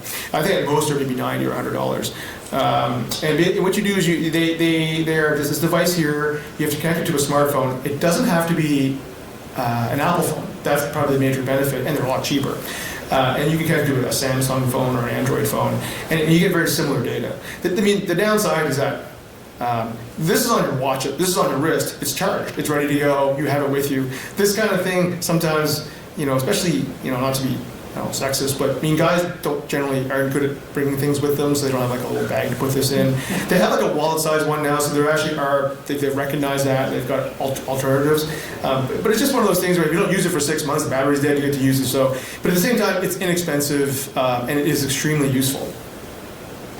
So this is a cardiomobile tracing of a patient with known atrial fibrillation having recurrent symptoms, and I'm trying to sort out, are these episodes atrial fibrillation? Because if they are, it's going to change the way I treat the patient. So this is done just in November, and you can see here, if you look down here, you can see PQRS, PQRS, that's normal rhythm. Here, it's also PQRS, but it's a little faster. These are probably consecutive PACs. Remember those premature beats that I said that come from the pulmonary veins? These are consecutive ones coming from that area. But they kind of peter out, don't do anything. This is in December 15th. Again, you see here, there's a good example where you see PQRS and a PQRS directly after it. And you'll see that there's kind of pairs of beats here. That means that every second beat is a premature one. We call this atrial bigeminy. So it's still just those extra beats coming from the pulmonary veins, but not really causing anything. But this is Christmas Day. Santa must have been kind to this person because they're very excited. Unfortunately, they went in atrial fibrillation. You can see how it's irregular. Now, I wondered if there are actually some sinus beats coming through here. So it's probably a combination of atrial fibrillation, PACs, and sinus thrown in here. But the patient has known atrial fibrillation. So the way I would say this is, yeah, this is atrial fibrillation. And actually, if you look up here, the little device actually does give you an idea of what's going on. So you're not just doing it and not, really nothing. Either you do get a sense of what's happening. You can talk to the family physician or your cardiologist if you have an internist to go over the results. So, kind of who gets atrial fibrillation? It's super common. In fact, I think it's actually the most common thing I see in my office. I don't actually track what my diagnoses are for my patients, but I see a ton of atrial fibrillation. I don't know why. It's more common in the aging population. All the baby boomers out there are, coming forward and they're developing these things. Age is by far the most common risk factor.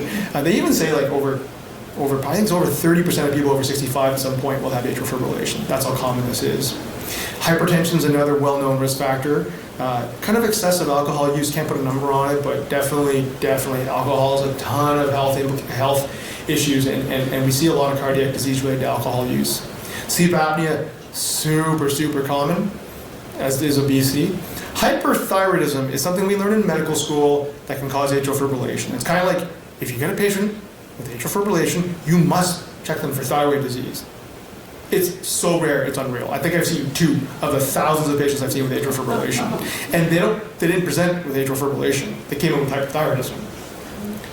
And really, anybody with underlying heart disease, like prior bypass, valve surgery, whatnot, they would also have increased risk of atrial fibrillation. And then there's a sort of maybe a different type of atrial fibrillation that we see, and we call it provoked atrial fibrillation. And that's when someone comes in with severe illness, like a severe pneumonia, sepsis, they need ICU, they're on a ventilator, they might go into atrial fibrillation, but as their illness improves, they may go back to normal rhythm. Another classic example was someone who does have open heart surgery. Over 50% of those patients have atrial fibrillation in the postoperative period. Most of them goes away, and we don't really consider them to be the same as the other patients, although I wonder if that will change in the next, a few decades. So what are the consequences of atrial fibrillation? Well, this is my scheme because no one else really divides it up this way, but when I talk to patients, I say there's kind of like 3 risks that go with it. Short-term risk, intermediate-term risk, and long-term risk. The short-term risk is really what you feel like when you go into it. And as I said, many people actually have no symptom. So for those people, a bit of a blessing. So it doesn't bother them, we don't have to worry about that part of it. Because avoiding symptoms can be a lot of work for the patient and for the docs as well. And again, like I said, some people don't have any symptoms. Other people, they go in it and they just want to get out of it right away. I got a buddy of mine who has it. He's been to the Emerge probably half a dozen times for what we call a cardioversion. I'll show you a picture of it in a bit, a terrible picture of it in a bit, where we shock the patients back to normal rhythm. One time his wife was away, he texted me, he goes, just take me to Emerge. So I just got my car, picked him up, took him over, and got cardioverted. So there's a whole range of patients. Generally, however, though, they don't get super sick from atrial fibrillation. It's not like you're gonna die from it imminently, or there's gonna be some catastrophic event related to the atrial fibrillation in the short term. There's a few things called mitral stenosis, hypertrophic cardiomyopathy, where patients can get quite sick with it, but that's extremely, extremely rare. I think I've seen maybe 1 or 2 cases in my career, going back to 2006. In fact, if someone is sick and shows up and is in atrial fibrillation, often it's the other illness, like I said, the pneumonia or whatever. That's actually the sickness, and the atrial fibrillation is a bit of a bystander. Now, in terms of minimizing or mitigating the short-term risk, it's kind of a 2-pronged approach, and they're not really in order. In fact, I put them reverse, and I flipped them back, and then I flipped them back. Couldn't decide what order to put them in, and I was too lazy to put an arrow thing that go have them side by side. Although it would have taken less time, I just didn't. So basically, if atrial fibrillation occurs, we just kind of say, let's let it happen. It happens 2 times a year. If it happens, we'll just try to minimize the symptoms with what are called medications like beta blockers or calcium channel blockers. That's sort of low-key, safe, effective in a lot of people. But then, if that doesn't cut it, we go on to so-called prevention of atrial fibrillation. And the reason why I kind of thought we used to mentally always think of it that way, but now we actually kind of think, well, you know what? There are things we can do to prevent the episodes right from the bat that aren't dangerous or involved. And that's really just, I call it motherly advice. What you would common sense stuff. There's been studies showing that regular exercise, alcohol reduction, blood pressure, glycemic control can reduce episodes of people with paroxysmal or persistent atrial fibrillation. And I mean, that's what you tell people to do. Exercise more, eat better, look after yourself, drink less. And actually smoking cessation should be up there as well. So that's the so-called motherly advice, but I emphasize that for my patients with atrial fibrillation. Probably the biggest benefit is in those patients with persistent or paroxysmal, because they're the ones who have symptoms. You're trying to minimize how much it bothers them. And then sleep apnea is something which is super common. It's associated with atrial fibrillation, and if someone with episodes of atrial fibrillation, paroxysmal or persistent, if they have sleep apnea, then if you treat the sleep apnea, then they may have less episodes. And then again, medications. So if you're just so we use calcium channel blockers or beta blockers to try and minimize symptoms. These are ones where it's interesting because these medications do suppress those PACs, those extra beats coming from the pulmonary veins, but they actually don't, in studies, lower the incidence of atrial fibrillation, even though theoretically they should, but they don't. So, but we still use them. So if someone has, like I said, episodes a few times a year or once every few years. We just put them on a beta blocker, and sometimes it's just a high heart rate that actually bothers people. So if they go into it and their heart rate's not high, it doesn't bother them. So a lot of people respond to this and do very well. However, people who still have bothersome episodes despite this, we start thinking, should we follow what we call the rhythm control strategy, where we're actually trying to prevent the atrial fibrillation, again, beyond the lifestyle modification. And if that's the case, it's a whole level of care above that. And that involves procedures on the heart or so-called antiarrhythmic medications.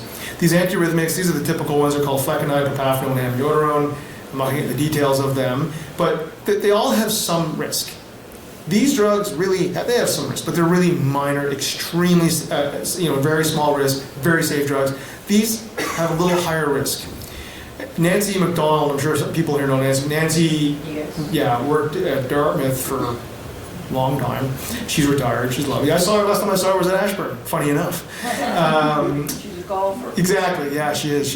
So she used to call this chemical warfare, because we're talking about chemical warfare. And I love that term because it's kind of what it is. It's not, I mean, we talk about it, and I wonder if maybe sometimes we overblow the risk of these medications, but at the same time, they are definitely a level above these ones.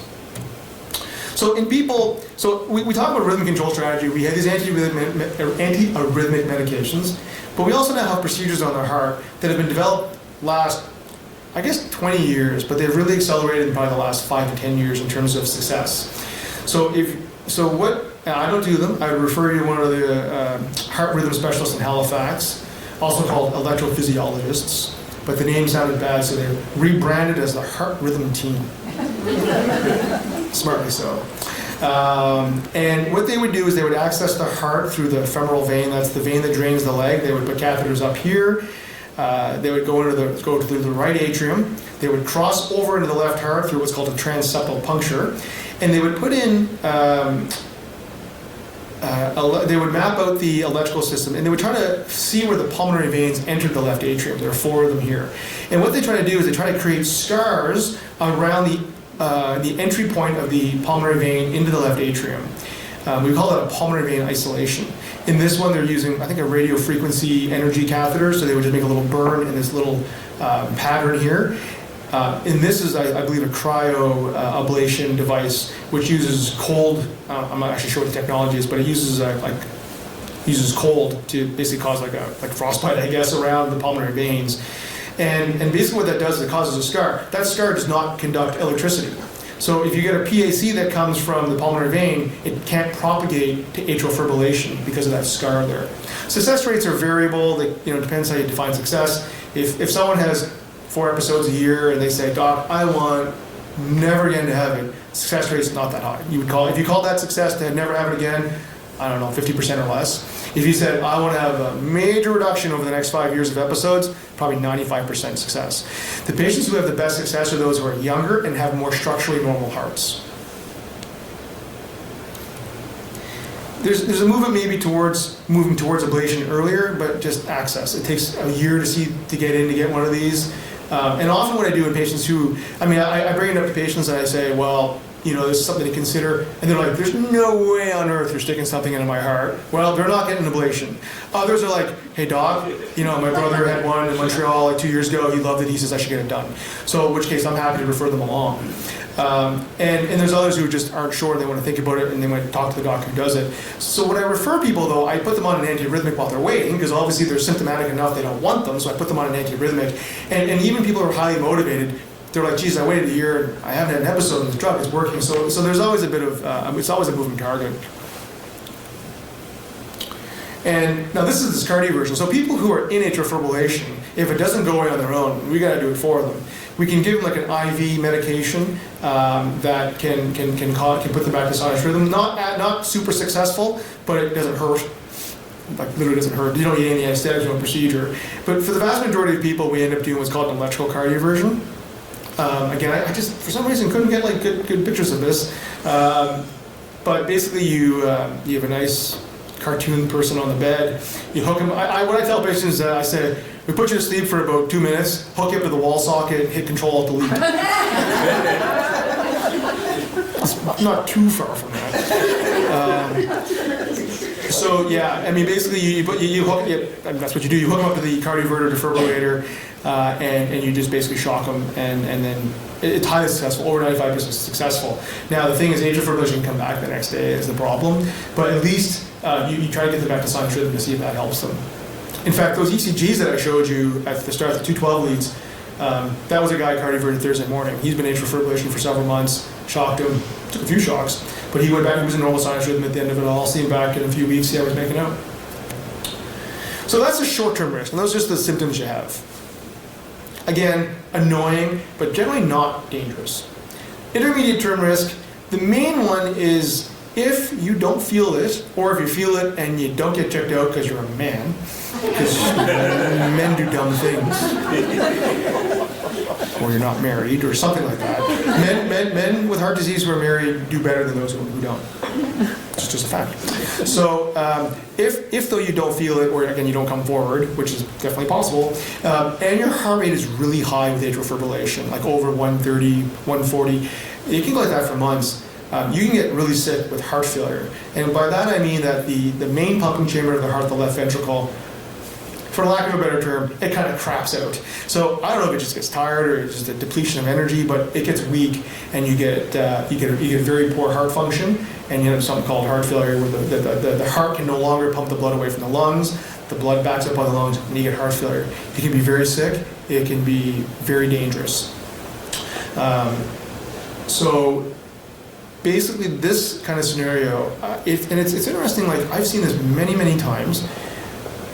Men definitely more than women in my experience, and alcohol seems to play a big role. I've got this like cadre of patients, men in their 60s, who drink, but not like, they drink maybe 2 to 4 a day kind of thing, and they show up in bad heart failure, they're in atrial fibrillation, the heart rate's 150, and you kind of like, because heart failure can cause atrial fibrillation, so like, when I started my career, we would sort of think that maybe the AFib was from the heart failure, but I think it became evident that it's the heart failure that put the patient, it's the atrial fibrillation and the high rate that put the patient in heart failure. And more dog talk, apparently when you study heart failure in a dog and you want to make their heart weak, you put a pacemaker in the dog and you pace them fast for a few weeks, and that puts them into heart failure. I don't do it myself, so if you like dogs, don't get angry with me, but that's how, so we know from like the animal model that you can make a heart weak by making their heart rate go fast. These patients are sick, they're complicated, they require heart failure treatment, and they also need treatment for their atrial fibrillation. Now, not to plug in for the telemetry thing, but these are the patients that we really end up admitting and really benefit a lot from telemetry, because you admit them and you want to get their heart rate down sort of safely and efficiently. And what telemetry allows is continuous 24-hour heart rate monitoring up on 4 West. And I guess the monitors, the system we have in the hospital, it's funny how time flies. We just got it. I remember when we got it, and I don't think I'm old, but I am. Like, time flies, right? Like, so the monitors we have, I can't remember when we got them, but they're obsolete now. And I actually play hockey with one of the vendors, the GE guy who works and supports them. He goes, yeah, because they're in bad shape because can't get parts for them, and so that's the need to replace them. That's why we have to replace them. And sometimes in medicine, or with the foundation, we're always talking about innovation and whatnot, and that's so important. But sometimes you got to take care of the basics, and that's you can't walk, you can't run till you can walk, right? So it's so this is a very important use of telemetry in the hospital. So we try to control their heart rate. Sometimes we actually have to cardiovert the patient because we just can't control their heart rate, and that's what this telemetry allows us to know. This is a patient. Now this is I'm sure George will understand all this. This is a cardiac echocardiogram, cardiac ultrasound. I don't think you would. This is a heart. So George, you want to run us through this, please? So this is the heart. This is upside down and backwards. But this is the main pumping chamber called the left ventricle. This is the right ventricle that pumps blood to the lungs. This is the left atrium. And this is where the blood comes back from the lungs, as I mentioned. You cannot see the pulmonary veins in this view, or generally on this type of echocardiogram. This is the right atrium. So there's the 4 chambers to the heart.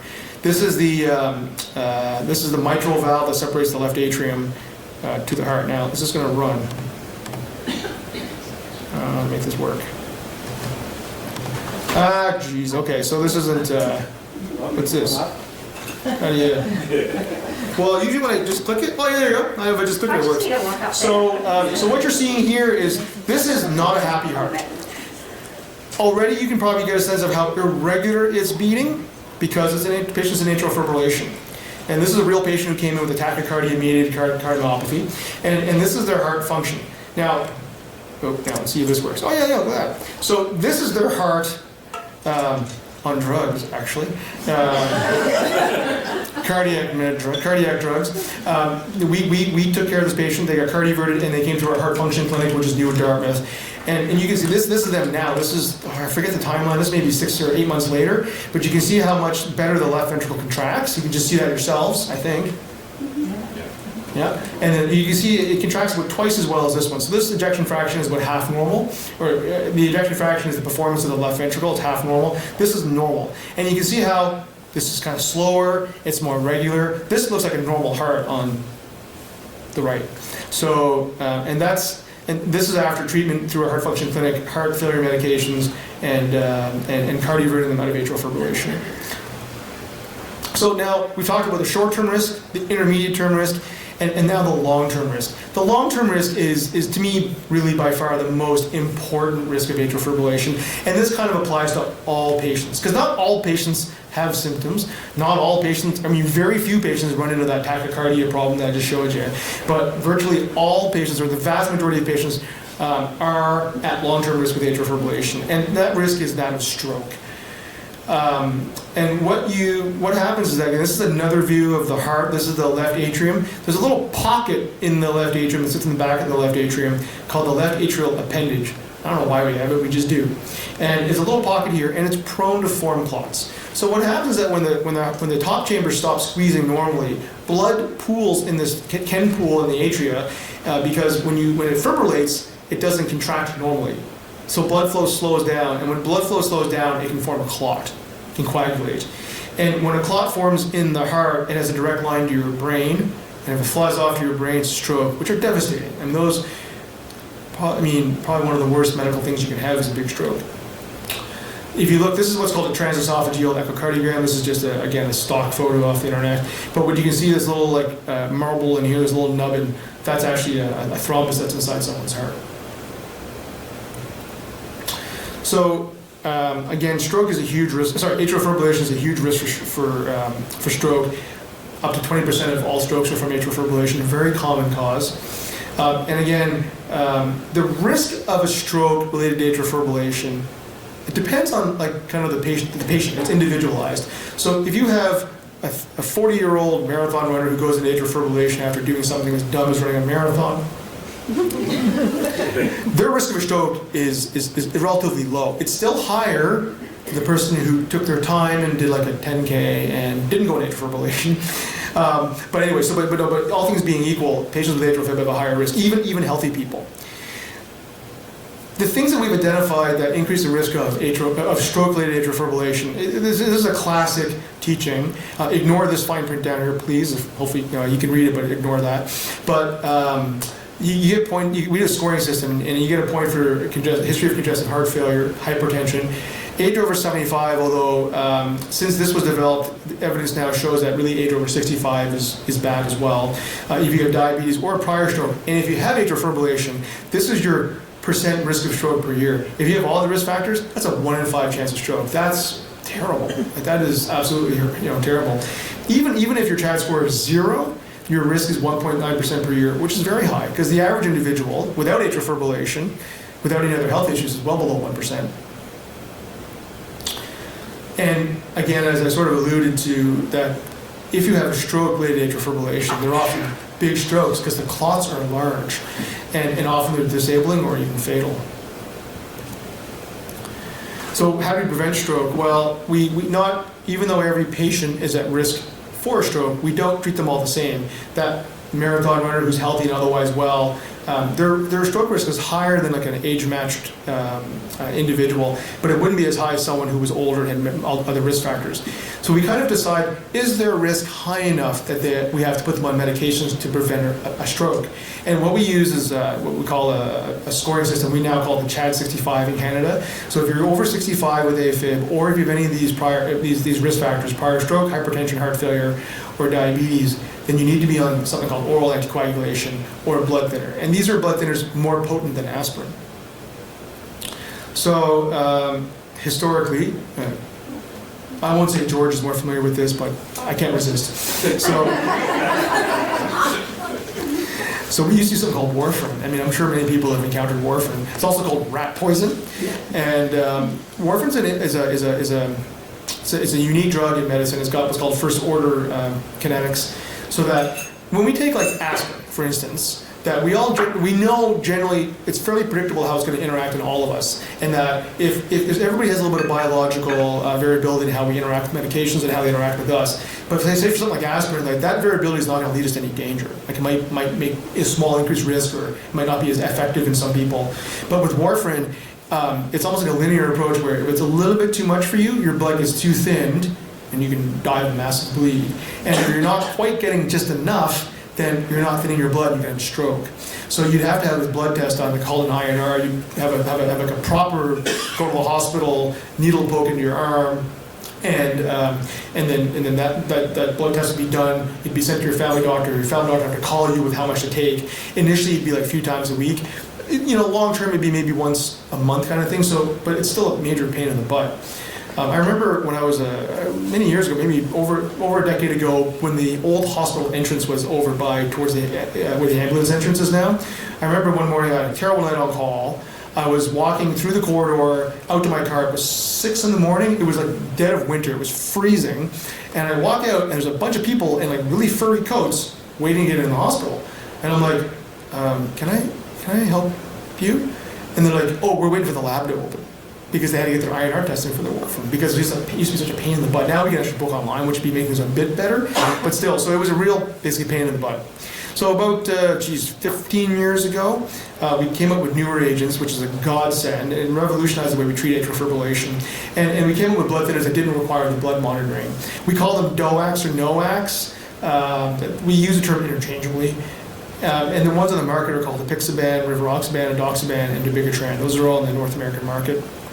And these drugs, these therapies have all been compared to warfarin, and they've all been as good, if not better, at preventing stroke and have less major bleeding. So they're basically, I'm not sure if, my understanding, and I think, is that when they were developed, it wasn't to be better than warfarin, it was just to be easier than warfarin. But it turns out they're better than warfarin as well. Some of them have also been compared to aspirin, because aspirin is a blood thinner. We say, well, why don't we use aspirin? So one of them, apixaban, was compared against aspirin, and it was found to have roughly the same bleeding risk, probably a little higher major bleeding risk, although statistically not significant in the study, but it had a major reduction in stroke versus aspirin. So we know that aspirin is not enough for the people that we think need oral anticoagulation.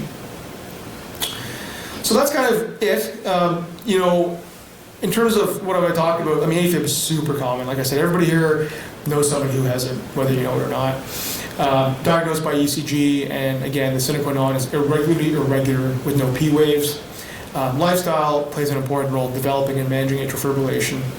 And again, the biggest issue, and when I see a patient in clinic, like the number one thing I need to know is, do they need an anticoagulant or not? Because that's really, all the other things, I mean, symptoms are so important and whatnot, but stroke is the thing that really causes harm. So when I get a referral for atrial fibrillation, that's my number one sort of question I have to answer is, do they need oral anticoagulation? It's interesting, before those DOACs, NOACs became available and warfarin was required, the vast majority of new diagnoses of atrial fibrillation would come to my office for, should they be on warfarin? Now those medications are so safe and we're so comfortable, the family doc puts them on it, the emerge puts them on it, and they come to me, and they're already, sort of that part's already dealt with, which just makes my life much better. And the thing is too, is like, patients can have strokes while they're waiting to see me. It doesn't take long to form a clot. They say 48 hours. And so anticoagulation is important. Symptom management, again, very important in short term, and need to prevent high prolonged heart rates. That's it.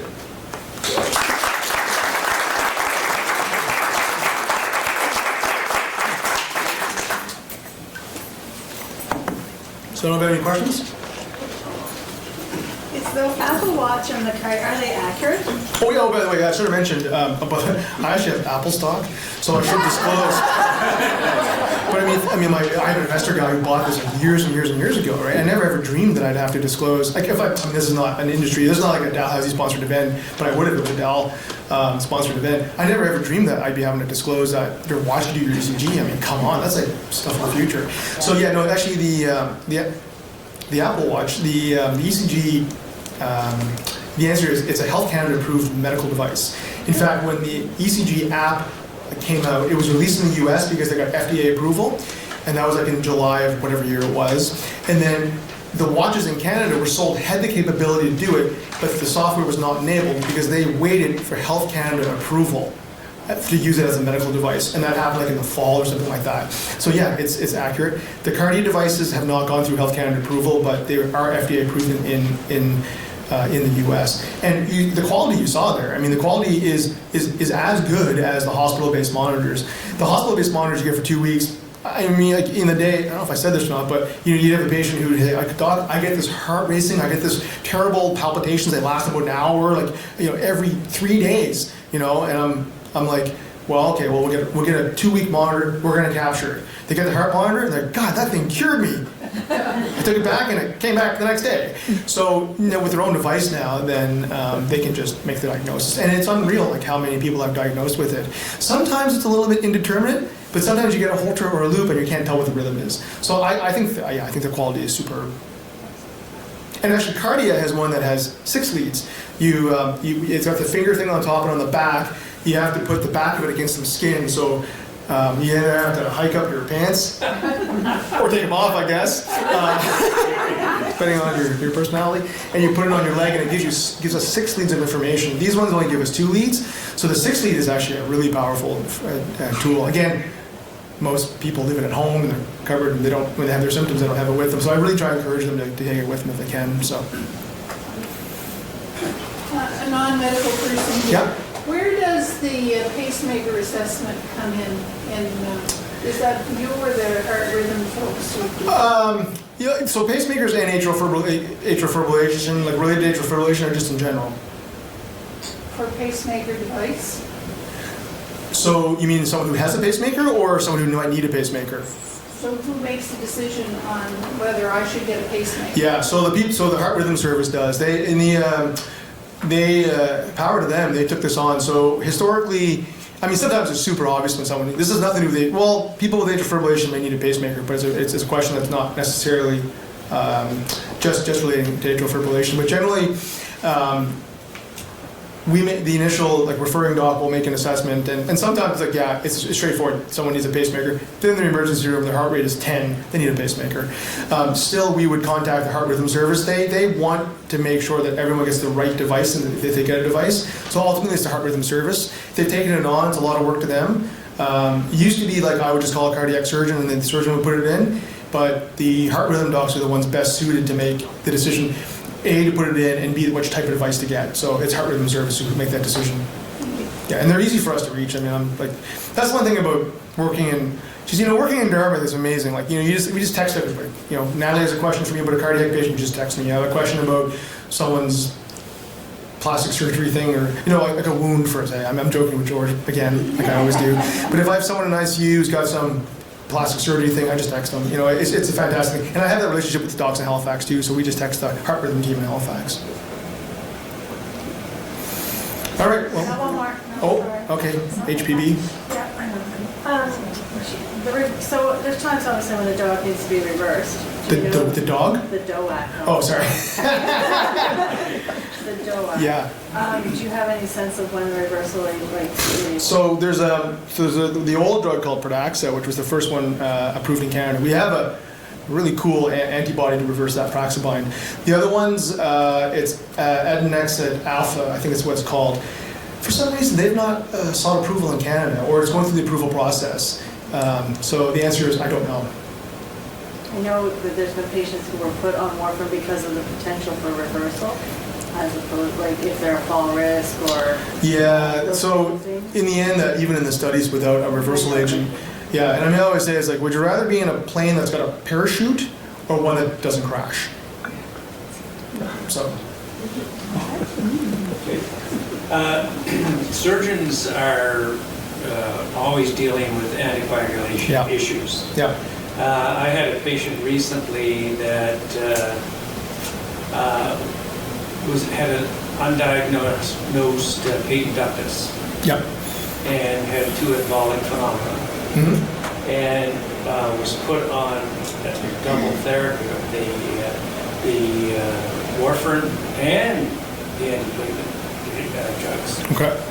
And had a massive bleed and died in 4 days. So the surgeons, we all know how long we should stop the drug for, but just recently on the decubitus ulcer team, we have a patient was on fragment to decrease the incidence of DVT, and with no debridement, just treating the wound, there was a major bleed that occurred last week. So all of these, you know, we as surgeons, the clotting cascade is almost like oxygen to us. I mean, the problem is that you don't see the strokes that don't happen. Yeah. So, you know, I mean, seatbelts decapitate people. Everything has risk. And that's why we do these big studies looking to see. And so, yes, people will be harmed. People will be harmed by seatbelts. People will be harmed by all the therapies that we use. Anything we do has potential risk. And bleeding is, yeah, absolutely. It's a real risk. I've seen lots of bleeds, but you don't see the strokes you prevent. That's the thing. So, you know, it's kind of hard to put that in perspective. That's why you need studies of tens of thousands of people to say, okay, well, you know, 8,000 got the blood thinner, 8,000 got warfarin, and at the end of the study, more people, I mean, yeah, or people, I mean, the studies with no blood thinner are ancient, looking at warfarin from, like, this is like the probably 80s, and I'm not even that familiar with the data because it's historic. But I mean, yeah, so you don't, like I said, you don't see the strokes that you've prevented. So even though we see bleeds, you definitely see the complications, but we don't see the successes, which is kind of good, I guess. And I'll tell you, how many times have I been in the emerge where somebody comes in with a big stroke and they're in atrial fibrillation. And, you know, back in the day before the new drugs, I remember I'd see a patient come with a massive stroke, they had atrial fibrillation, and you're like, okay, well, that's what caused their stroke. And then you're like, well, holy crap, they were in the hospital 8 months ago, they had atrial fibrillation then, but they're not on warfarin. What the hell? Well, the discussion was, I didn't want to have bleed on warfarin, so instead they ended up in a nursing home with a stroke. So, yeah, but yeah, no, there's consequences to all of those decisions. Got another question for you, Doctor. Any association between vertigo and atrial fib? Yeah, I mean, vertigo, there's different types of vertigo. I mean, vertigo can be caused by stroke, so yes, that. But if you can get like a peripheral vertigo just from like from a dislodgement of the stones in your head. Like my mom said, you've got rocks in your head, and she actually wasn't wrong. But I think that's what she's referring to. So you've got these little stones in your ear that tell you what's up and what's down, and when they get dislodged, like this, the thing in your ear is saying that way is up. Your eyes are saying that way is up, and everything spins. That has nothing to do with atrial fibrillation. So that would be what we call positional vertigo or benign vertigo. But yeah, if you have a stroke causing vertigo, it can be from atrial fib. Because one of your diagrams there show that the AFib you used, we were talking to you on Thursday, her first episode, she was in bad vertigo. Yeah, I mean, so vertigo would be like the room spinning. Yeah, and that can also be caused by like just like lightheadedness. It can be lightheadedness. So I wouldn't think though that vertigo, like true vertigo, would be from atrial fibrillation. I don't think you have a stroke because you look pretty good now. So it's strange that it happened. Yeah, they've also happened at the same time. It's possible. I mean, like everything's possible. You know that. I mean, yeah, it shouldn't be related to that pathophysiology of vertigo. You could have lightheadedness and just feel like the room is spinning because your heart's going fast and your blood pressure can fall. So that can make you feel like the room is spinning. Wouldn't be true vertigo. She was violently ill.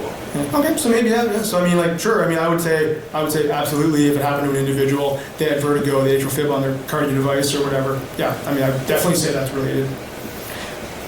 Yeah, I mean, at the same time, if they're puking and whatnot, so when we talk about triggers of atrial fibrillation, I didn't talk about triggers. So patients who have paroxysmal AFib, they're always like, yeah, what's causing this? I'm thinking every time, what causes this? The only two things I've seen that cause it, one is alcohol. So someone goes on a bender. That causes AFib, no question.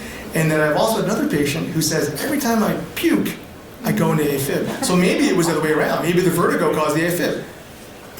we were in the car, and she had like 5 or 6 bad. Yeah, so it's possible it's the other way around. Because like she said to the other lady, she said, every time I puke, and I'm like, are you serious? She goes, yeah. I said, how many times have you puked as an adult? She goes, 4 times. I'm like, how many episodes of atrial fibrillation have you had? She goes, 4. With all, and I was like, are you for real? She actually now has them without throwing up. I know exactly who she is because I tell the story to everybody.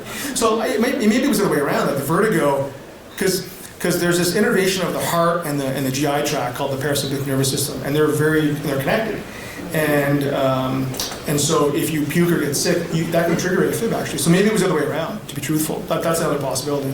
One of our emergency room dogs had atrial fib. What do you do? I don't know what he was doing, but he decided to chug. He told me, he goes, I chugged a thing of chocolate milk. And I'm like, are you 6? Promptly fainted, and then woke up, and when he came to, it was an atrial fib. So it wasn't the atrial fib that caused that. But so maybe, I don't know, that's the possibility. The answer is, don't know. But if it happened together, sure they're associated, but which came first, I don't know. I wouldn't expect it to cause vertigo, though, to be truthful. I wouldn't expect that. But I mean, who knows? You know, it's possible. Anything's possible in this world.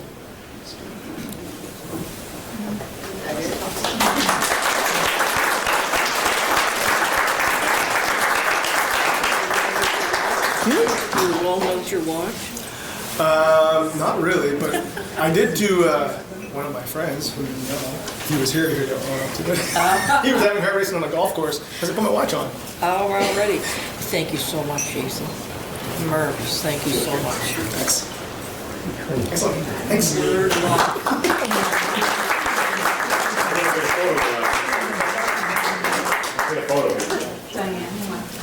Don't mail this photo out, please. Okay, so the foundation says, Jason, can you just write a letter to donors about the need for telemetry? I'm like, sure, no problem. Happy to do that. They didn't mention anything about a photo and a mail out and a social media campaign. Yeah, exactly. There you go. That's if you want more fantastic. funding, keep in with They're excellent. This is perfect. Thank you so much. Just do one more. There we go. It's hard to capture the personality, but that's perfect. Thank you.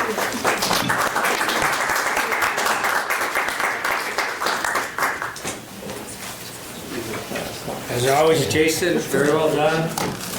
Even a surgeon could understand what you're talking about. So, as we progress, the next topic is dignity of risk.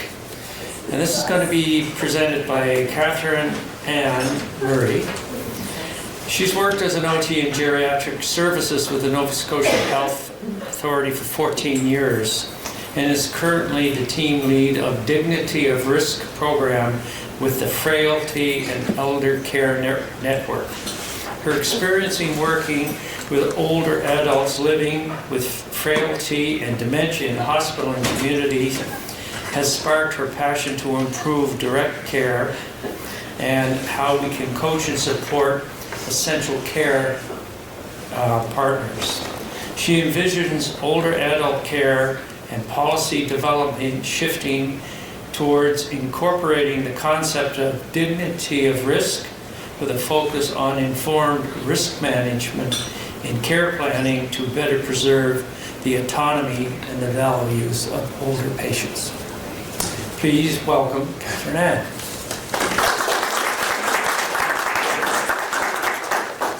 Thanks, Dr. Davis. As Dr. Davis mentioned, my name is Catherine Ann. I'm an occupational therapist by background, having worked in geriatrics here in Central Zone. Can everyone hear me okay? Okay. I'm with the Frailty and Elder Care Network now, and I have a presentation on a concept called the dignity of risk. Has anyone heard of this concept before? A few, I know my CNEs have. Okay. So it is a concept that's emerging more in older adult care and services. And so thanks for having me today to talk a little bit about it. So the agenda is we're going to go through what is the dignity of risk in older adult care and why is it important to implement. We're going to talk a little bit about what ageism is and how it can negatively impact the care of older adults. We're going to briefly talk about what it means to be overprotective towards our older adults in a way that might actually cause more harm than good.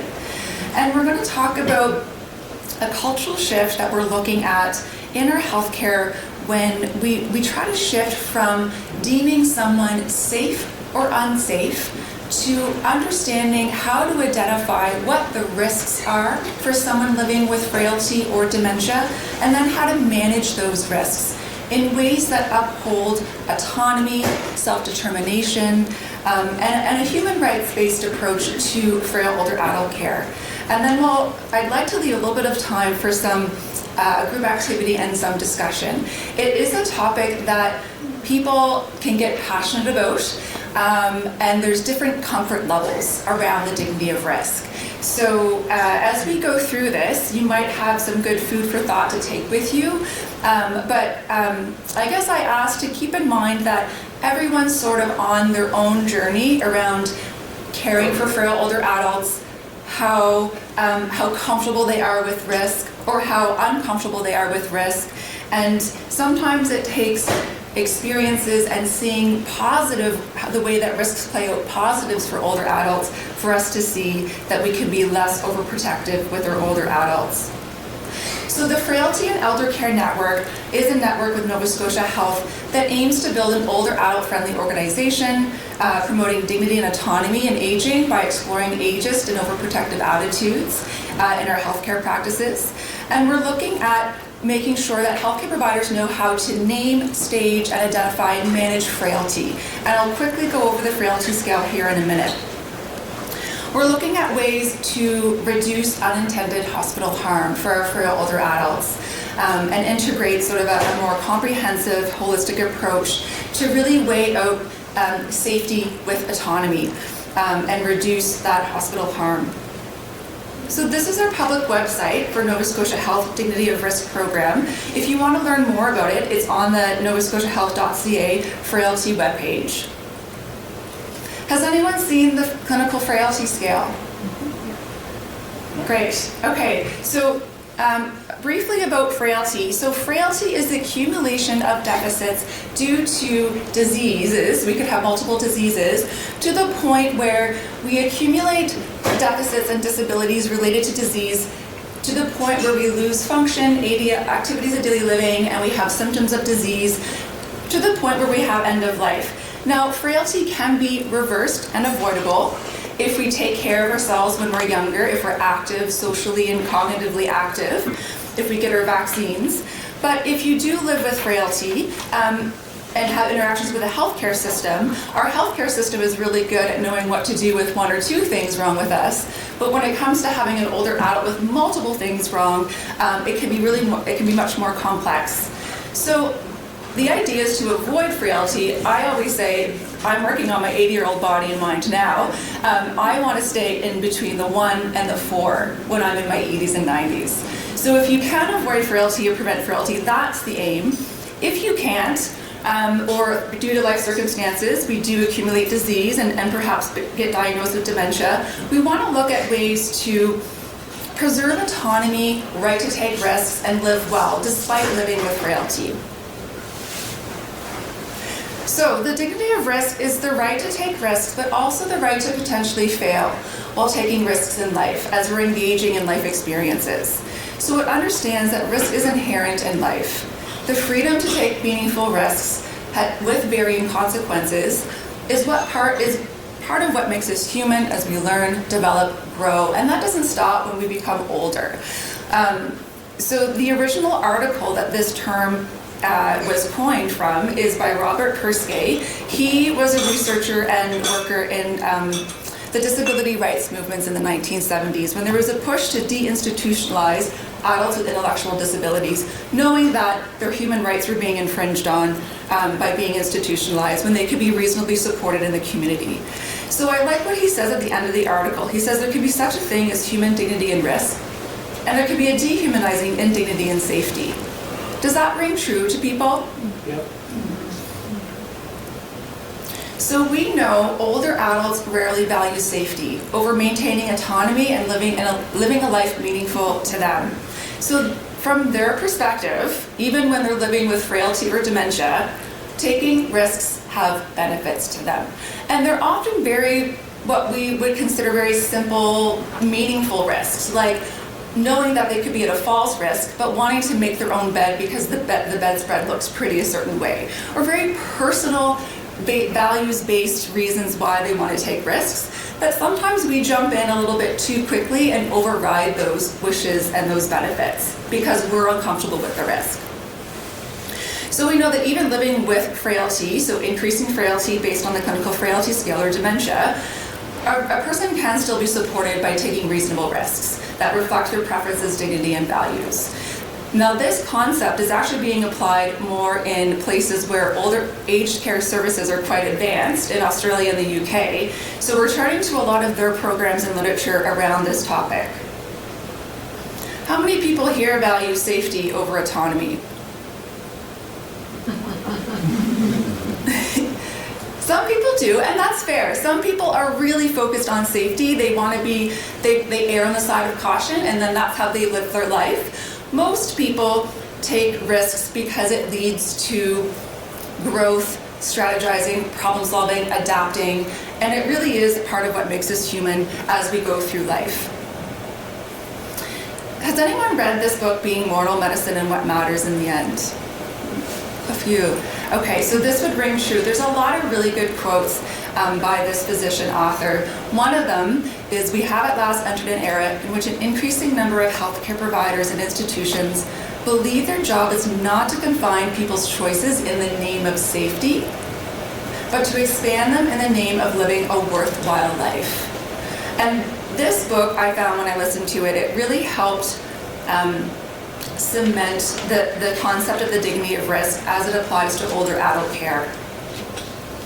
Similarly, he says we want autonomy for ourselves, but when we're taking care of someone or someone's under our care, we quickly jump to safety. We have to keep you safe. It's not safe to do that. So the best example of this is, I hope that I don't want to move to long-term care or a nursing home, but as an occupational therapist, when I was a new grad, when I wanted to have a safety net around all my older people, I was quick to recommend long-term care because I didn't know how to risk manage the things that people living with frailty or dementia would have. So it's easy to want to jump to safety for those that we care for, even though in the same breath we'd say, oh, I want to be independent for as long as I can in my own life. So this concept of the dignity of risk, it's complex. It can be really challenging to implement, understand, and really support when it comes to day-to-day practice with older adults, especially as frailty level or dementia progresses. So some of the reasons for the challenges are that we do live in an ageist society where we often devalue older adults, or we don't see them as people that are continuing a whole lifespan made of decisions and ways of coping through life. We tend to be paternalistic or overprotective towards our older adults.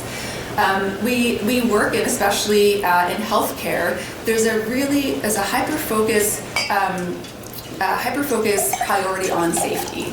And so sometimes that can be to the point where we've actually removed autonomy, independence, and choice too quickly.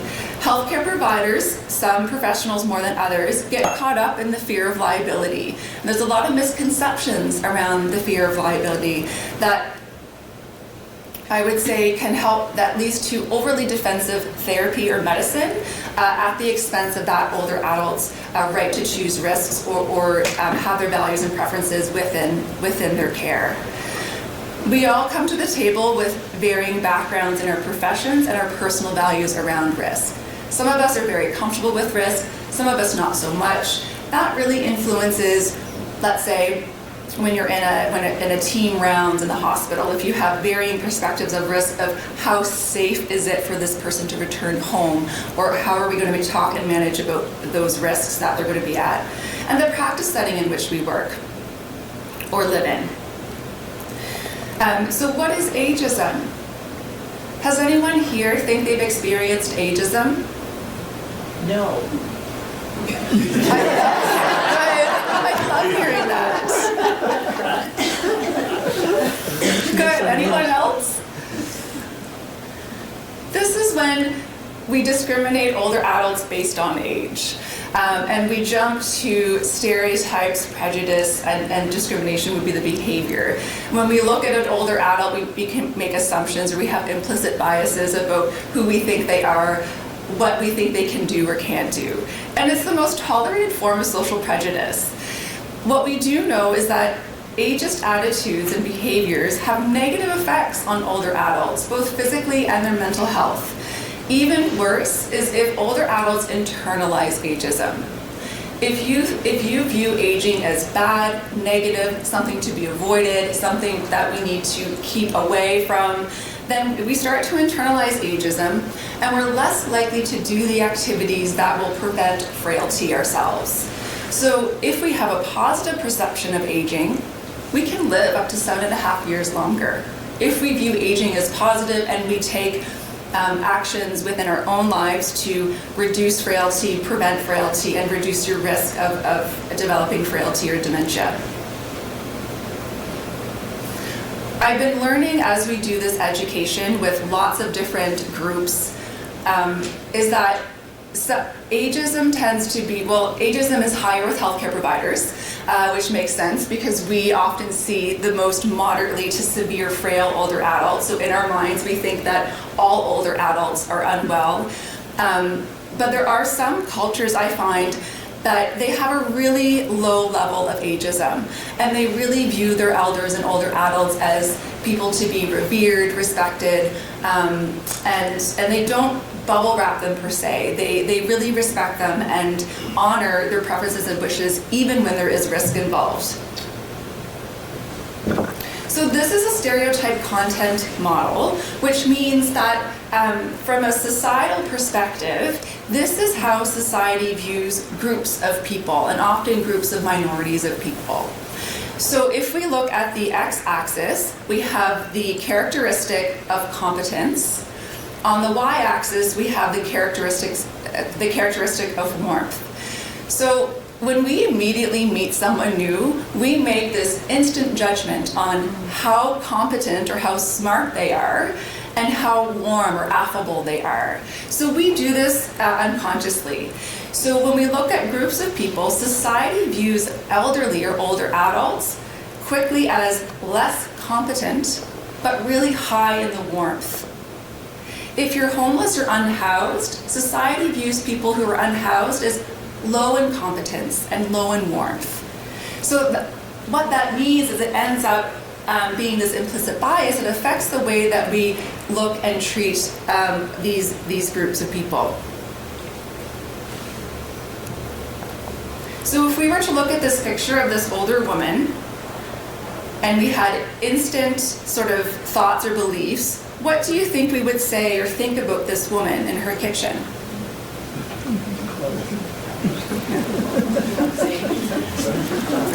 Did I hear she's unsafe? Yeah. Yeah. All around the cage, tripped and things all over the counter.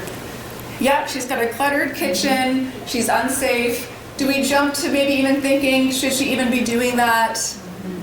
So these are those ageist beliefs that come in instantly. If this person were a young woman or a young man in their 20s in a university room, what do we say? Messy. We would probably also think, oh, they're just figuring it out. They're young, they're learning how to cook. It's messy, but we almost think that as a funny thing, right? Versus an older woman, we might jump to, she's not safe. So those are the implicit biases that we have to be careful of. What does it mean to be paternalistic in older adult care? This is when, and I do want to preface this with, we do it with good intentions. We come wanting to help, support, prevent harm to older adults. And it is part of if you're a healthcare provider, our duty of care. However, we want to make sure we balance our duty of care for a healthcare provider with the right to take risks and autonomy and human rights-based approach for an older adult. So if we're overprotective, this is when we tend to jump in to take control, make decisions about an older adult's care or way of living without really involving them in the discussion, or without their consent, or without getting to know them as a person with values and preferences. This is when we tend to bubble wrap our older adults. And it really puts the caregiver in the center and the older adult in a very passive role. An example of this, what we might say to them is, don't do that, you might fall. Sometimes we'll even say, don't do that, you're going to fall. So we plant the seed of, oh my gosh, you're going to fall. Here, let me do that for you. So on a really basic level, that's what paternalism or overprotection is. Can you imagine if you're in your 80s and you're mildly frail on the clinical frailty scale, how many times in your day over the span of months would you hear something like this? Probably a lot, especially if you ever had an interaction with the healthcare system. Multiple, a long duration of high frequency paternalistic sort of language and approaches, after a while, it's going to make you feel like you can't, or you shouldn't, or that you are unsafe, even though you started off being 80 years old, mildly frail, thinking you're doing great. So we have to be really careful when we're approaching older adults not to remove independence unnecessarily by these small, subtle ways that we might be doing in our language. What we want to try to push towards or strive towards is having more of an autonomous approach to care of older adults. This is where we see that older adult as the center, their values, preferences, way of living. So we respect their individual choice, even if there's some risk, their values, and we really value the independence of them. We take a least restrictive approach to their autonomy and to the ways of doing things. So the best example of what we can say here in comparison to a paternalistic approach is, what can I do to make this less risky for you? So what's the difference between those two ways of saying it?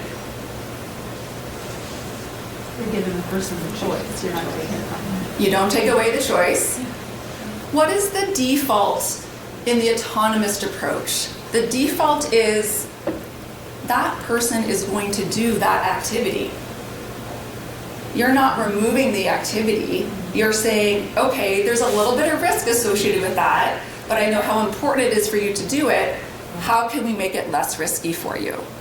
And there's a subtle but really important difference with that.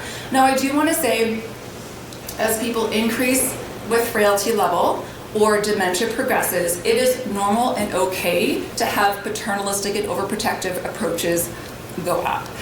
People who are severely frail, severe dementia, we do need to obviously take care and support them. What we're finding is that overprotective attitudes come into play when people are mildly frail, moderately frail, and even before that. And that's really preventable, and it would be reasonable to manage risks for someone who's mildly to moderately frail.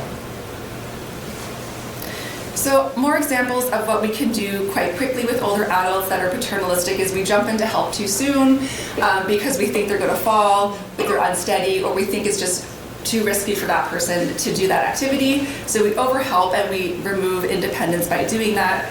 We often prevent or we deprioritize really meaningful normal tasks or behaviors. And the best example of that is walking and moving about. We know mobility, walking, moving is the #1 thing that actually decreases risk of falls and can promote sense of self-determination, agency, and leads to more independence with standing activities of daily living and everyday tasks. What we often think we need to do is immobilize older adults. Don't move. So it's a whole culture shift towards understanding that moving and walking are good things, especially if you're moderately frail or better. Certainly, if you're severely or very severely frail, you're probably relying on a wheelchair, or your world is probably between bed, wheelchair, or within one room. But if you're mildly to moderately frail, we want to be encouraging and promoting and supporting mobility.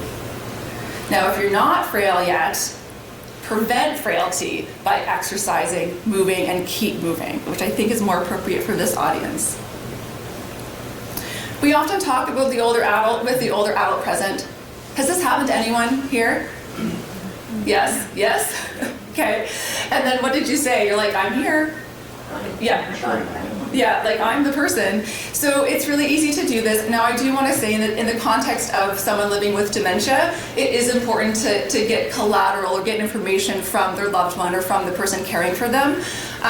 However, it's really also important to include the person living with dementia in conversations. When I worked as an OT in geriatrics, I would often say to the person living with dementia, you know, I would ask them a few questions, get a sense of where they're at, and then I'd say, okay, I'm going to turn to your family member now and ask a few questions. It's going to seem weird, I'm going to talk about you here, but at least I'm giving them a heads up about it so that they still feel like they're involved or informed about it.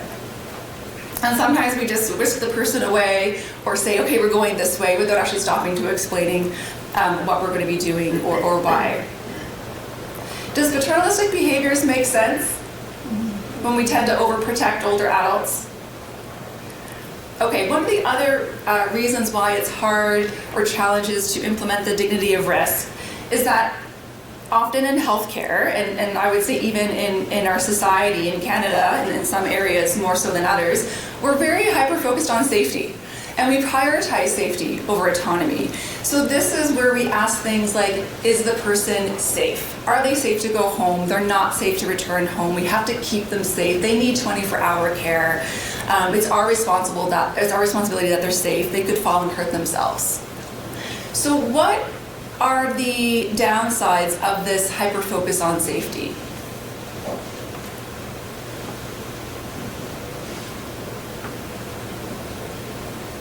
It isolates older people in that they can't make a decision for themselves. Or be involved in decision, supportive decision making or shared decision making. It creates a very black and white, rigid platform to be thinking and care planning from. And I'm going to bring us to more of a risk management approach, because the reality is, what does safe mean?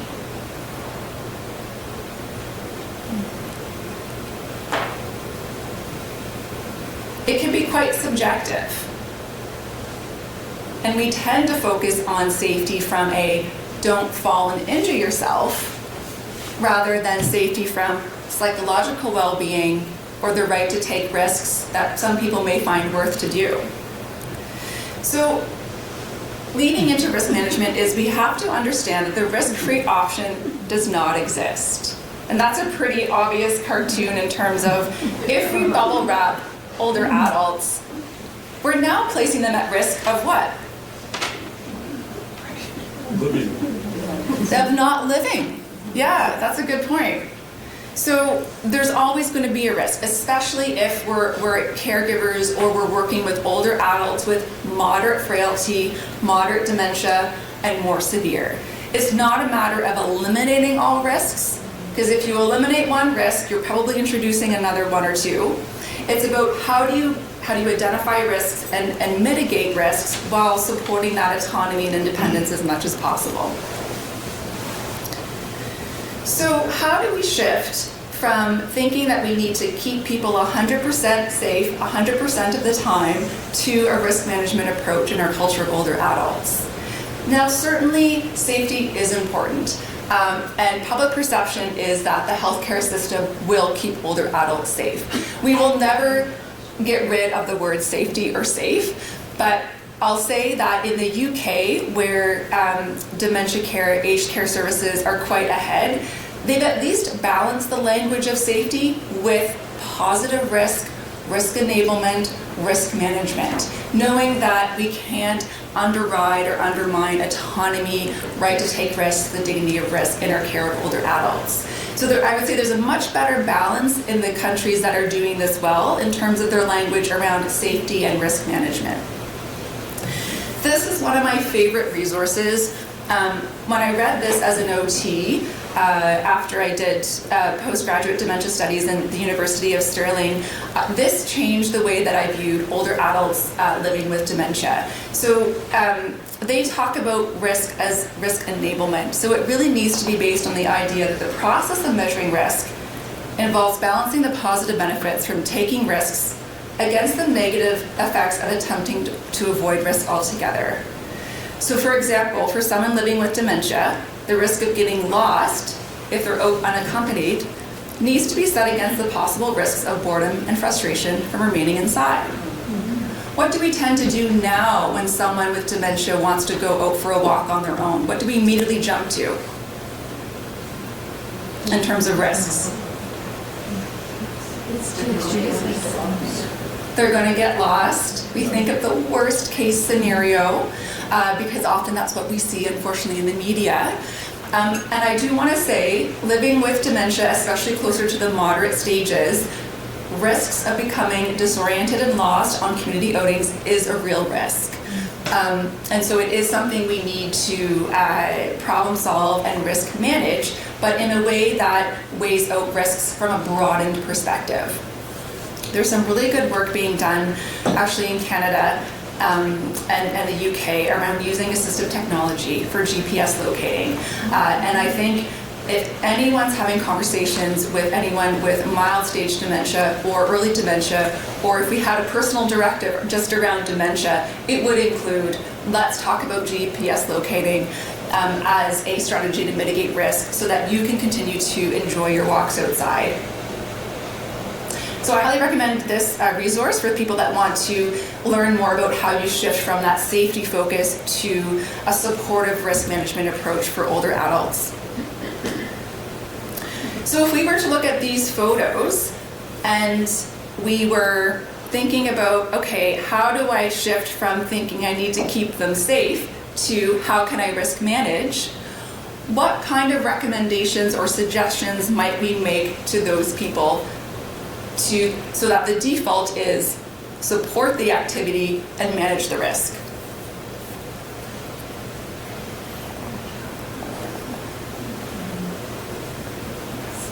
Get rid of the tub and install a shower. It's easier to get into, safer. Yeah. So in terms of that, get rid of the tub and install a shower. Do you think that from on a scale of least restrictive to his autonomy and choice and most restrictive to his autonomy and choice, where does that lie in that spectrum? Or walking tub. Yeah. So there's a lot of ideas about how to change and make it safer. But the next step would be, how do we preserve the autonomy and right to be at risk while being taking a least restrictive approach? So for him, if he continues to enjoy having a cup of tea in the tub for whatever reason, it's none of our business what the reason is. To him, it's worth the risk. We might consider having a couple grab bars, having something to hang on to, so he still has, that would be the least restrictive approach. Now, in part of our risk assessment, if we know he's fallen 5 times a week getting in and out of this tub and injured himself 1 or 2 times already, it would be okay to consider a little more restrictive approach. It all depends on our risk assessment and the scenario. What about the older gentleman? Let's say he has mild dementia and he's walking outside. Get a pick for his cane. Yeah, get like a nice pick for the end of his cane. And what else? GPS tracker. GPS locator, yes. Yeah. Somebody with it. Yeah, which would be more restrictive? Someone with him or GPS locating? Less restrictive would be the GPS locator. But company is very important to the elderly and people. We all know people will go walking. A lot of people do not want to go walking alone. Women don't like playing golf alone. They like to be in a group. So it's not the caregiver, but a loved one next to the person would be ever as much as good as the GPS locator. Yeah, I agree. And that's a good point in terms of assessing what is that person's values, preferences, and if you can bring in another benefit like social or that company, absolutely do that. But if you're having someone who that's not an option, or he's saying absolutely not, or he has no insight into how safe or unsafe it is, then the next best thing would be, okay, let's do the GPS locator. But I agree, anytime you can incorporate a social situation is going to be much better than doing things alone, for sure.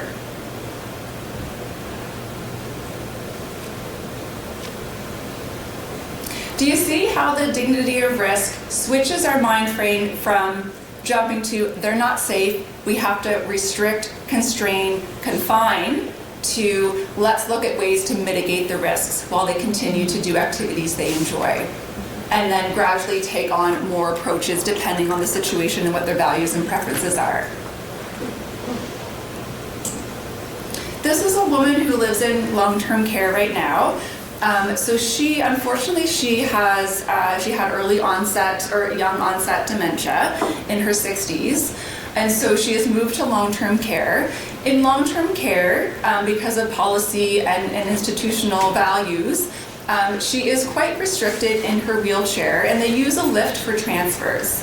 So this is what a safety focus for a woman like this can do in terms of quality of life. Now, I'm not saying that we shouldn't be doing this. However, I think sometimes we miss possibility-oriented solutions that can encourage a higher level of quality of life, even when there's some risk involved. This same woman, 3 weeks later, with no medical changes, her family took her to the beach and set her up in a beach chair, barefoot, walked, min assist. She weight bared through her feet, she walked. It didn't take 5 people to do this. The family were comfortable with doing this so that their mom could enjoy or have a sense of enjoyment in terms of quality of life. So the point of this is just to show that if we look at an older adult and think, oh my goodness, nothing is possible, she needs to stay in the wheelchair, we don't think about what is possible. We miss out those opportunities to live well. Living restricted versus living well.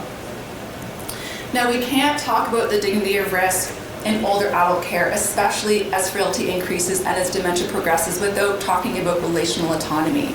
So there will be caregivers involved, sometimes a lot asked on one caregiver, sometimes many caregivers involved. So we really have to consider the stress and the concerns and how a caregiver is coping, especially with higher levels of frailty. And so that brings me back to the clinical frailty scale. So where we see people get uncomfortable with risk and upholding risk for older adults is when people get into the moderate stages of frailty. So moderate stages of frailty means that you might have dementia, so moderate stage dementia, or you might have a few diseases that are leading to symptoms that are causing functional ability loss, so that now you need help with bathing, dressing, and maybe some toileting.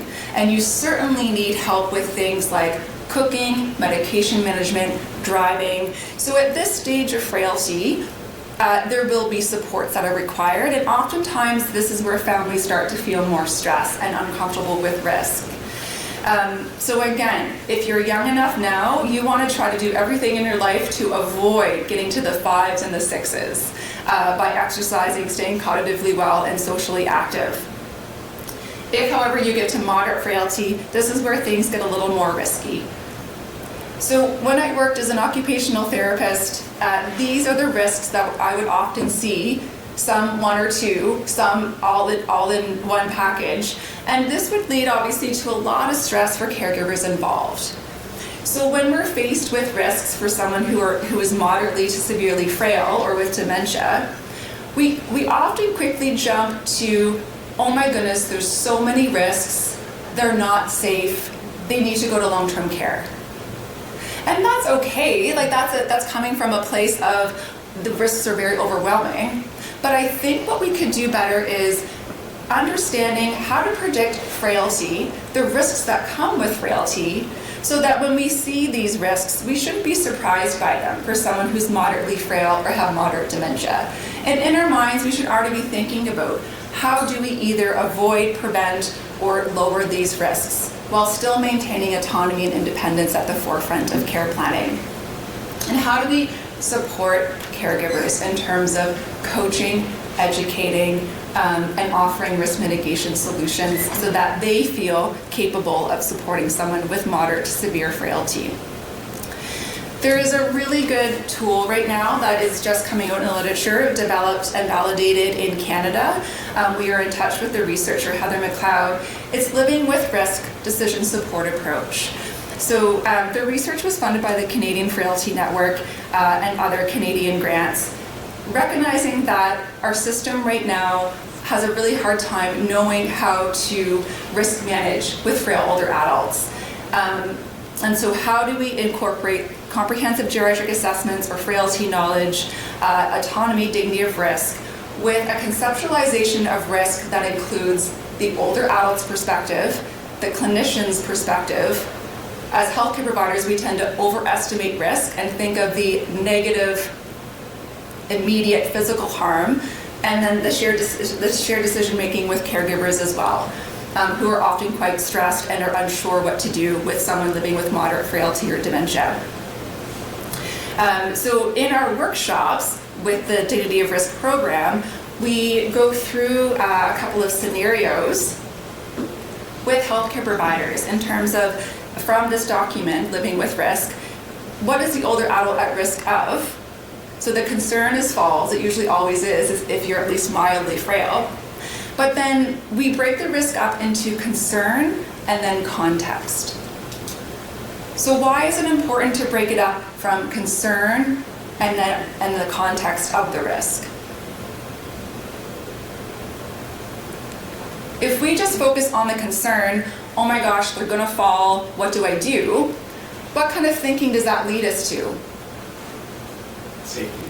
Safety. They can't be left alone, they need 24-hour care. But if we actually look at, okay, certainly there is a possibility of falling, what is the context of that? What does that then do? Mitigate the risk. It opens up creativity, possibility-oriented care planning so that we're not thinking that we need to overly protect someone because they're at a risk of falls. And then this resource helps you go through who is concerned. The older adult is rarely ever concerned. They want to live their life. They are comfortable with risk, especially if they have dementia, where there's a deficit or impairment or disability called anosognosia, or lack of insight. The part of their brain that helps them realize that there are risks or there is something wrong isn't working as well. So to them, there rarely is any risk. And then of course, the clinician and the caregiver are probably perceiving the risk as either moderate or high. And then the same with mismanagement. So all that to say is that this is a nice approach to keep us away from jumping to they're unsafe, they need 24-hour care, to what are the real risks that we can talk about and mitigate? And how do we involve the older adult as much as we can in those discussions, or at least their values and preferences? So this is one of our last slides. Again, if we think about in our interactions and how we work with and talk with older adults, think about how we prioritize safety over autonomy in our defaults of thinking, in our language, how we can be very quick to be deficit focused rather than strength based. And an example of that, if someone is mildly frail on the clinical frailty scale, we know that they need some support with the higher level activities like meal prep, finances, bed management, maybe driving, but they're still very independent with toileting, bathing, dressing, walking, standing up and moving. So it's important to know the deficits related to frailty and dementia, not to build a case against someone that they're unsafe, but to be able to care plan the risks as best we can in an individual specific way, so that we can actually focus on the strengths of the person that they still have despite living with mild frailty, moderate dementia, or mild dementia. Now think about how we can prioritize autonomy, but know that we're still obligated to mitigate risks. So that changes our whole perspective on how we view and treat older adults. Does that make sense? Does anyone have any comments or personal stories they want to share around that topic? I've always thought in my practice as I treat aging patients. And I think that there should be almost a municipal law that prevents people who are at risk for fall, living by themselves, having hardwood floors and or tiles. Just that 1.5 inches could prevent a head injury or a fracture if they fall. And it should be almost legislated for senior dwellings that they forget about the dust, forget about the mites, forget about that. Mites, the mites, the mice, and the dust are not going to put them in the hospital to die. But if they fall and hit their head on a hard surface, they are going to get a head injury. And I've always felt that that should be in the building code. That's an interesting point. I'm going to play devil's advocate for a minute. And I would agree with you. If our focus is, because the leading cause of death and injury into hospital admissions are falls in older adults, absolutely. And so we do need to take falls and injury seriously. But if we mandated a law or a bill or building code, what about the people that for cultural reasons or for other reasons or the dignity of risk? That they, yeah, so I think as soon as they get those hardwood floors, I've gone through this with my own family. They get the hardwood floors, and what do they put on them? Rugs. And what do? They've got their slippers on. And then they stub their toe on the rug and down they go, and they hit their head in the bathroom on the ceramic floor, and I'm in there and putting it back together, even with younger people and people who are medicated for pain and sleep. So, it's just a common sense thing that I see that could really make a difference.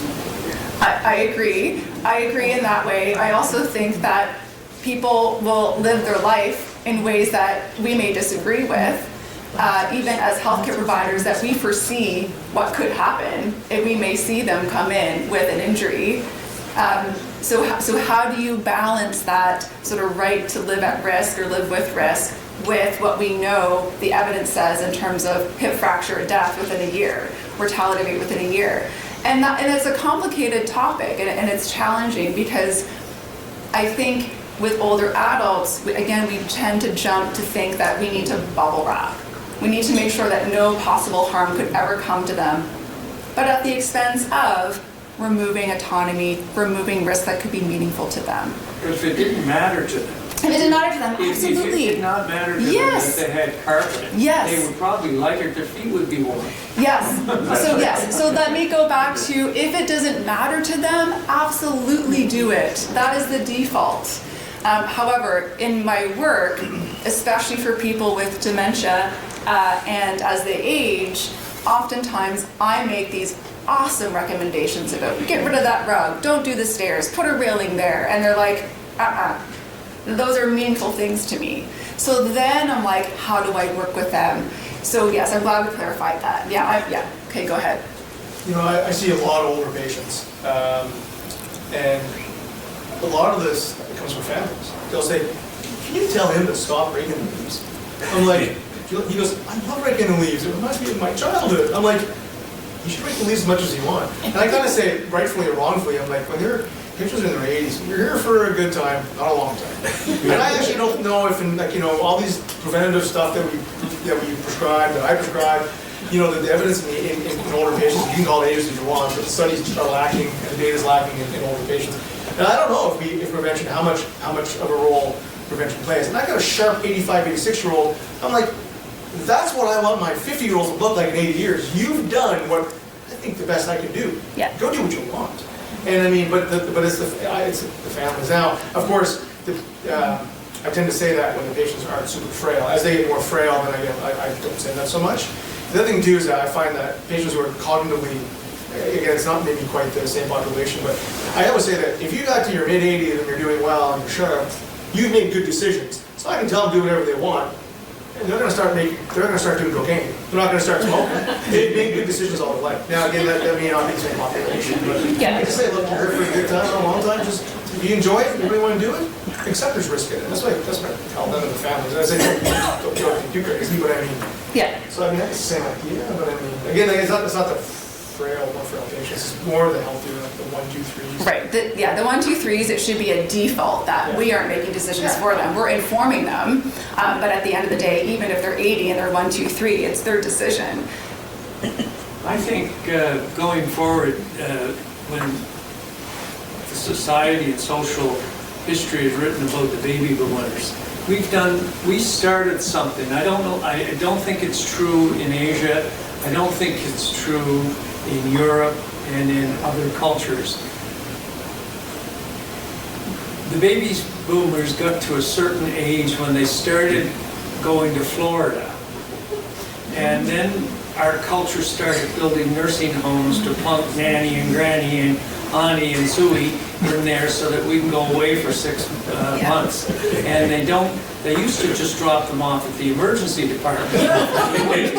So, I mean, sociologically, we're going to have some heat about what we did during that period of time. Yeah, and that's a good point in terms of Western society, and the individuality of it has created now family members who are not living here that have expectations on the healthcare system to be like, oh, the healthcare system will take care of my moderately frail older adult, and then we need to have nursing homes built.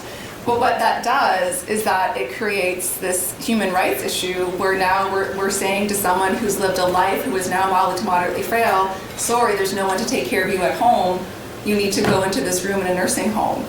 So I agree, there's going to be some heat, it's going to be a hot topic. I'm curious how dementia care will roll out in terms of MAID, in terms of how we support people living with dementia, and how that's viewed. How do we support people at home without saying necessarily, you have mild dementia, don't go outside, you need 24-hour care. There's a lot of issues with older adult care, I think, as we move forward in the next 20, 30 years. Yeah.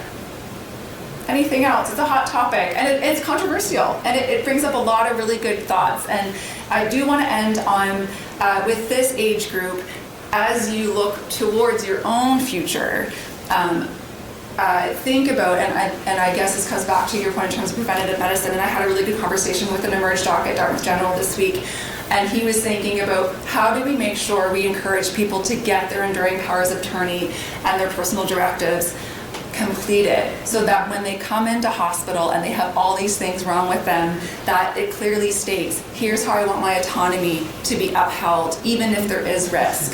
And I would say I see a future in that being sort of almost like a form. If you have dementia or if mild, moderate frailty, you have it written out. Listen, I'd rather be supported to get up and walk around, even if it means I could fall and hurt myself. Please offer ways to mitigate risks. So just talking about the dignity of risk with each other, healthcare providers, and start to think of risk from a broadened, balanced perspective, not just from our falls and risk of injury, but from a risk of removing autonomy or right to make choices that we may not agree with. And then again, that importance of completing personal directives and EPOAs. I think in the Globe and Mail, this physician pointed out actually that this week it was saying that less than 50% of Canadians have a completed will. So the will is one thing, that doesn't help us to make decisions when we're alive. So I'm really worried about the percentage of Canadians that haven't done a personal directive and enduring power of attorney. And if there's one thing for this audience that I would encourage is to, again, prevent frailty if you can, but complete those documents so that you can have your wishes maintained as much as possible. Thank you. I'll stay for a few minutes.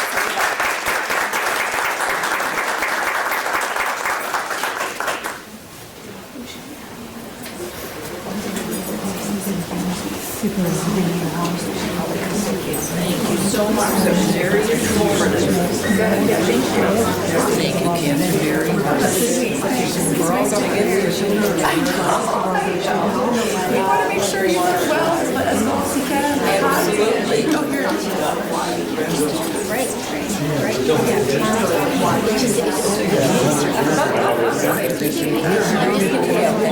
I'm terrible. This is perfect. And I so appreciate it too, the information.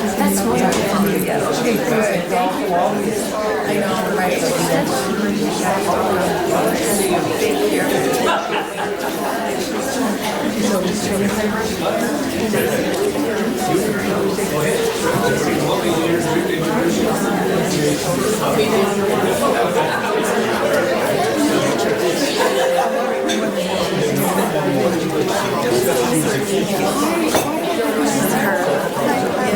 to see you again. You're a Sandy. I was a Sandy. I'm the French liaison on nursing, and I see everybody has fallen. And I see all the families that say I'm taught. And I'm like, no. But George, broken.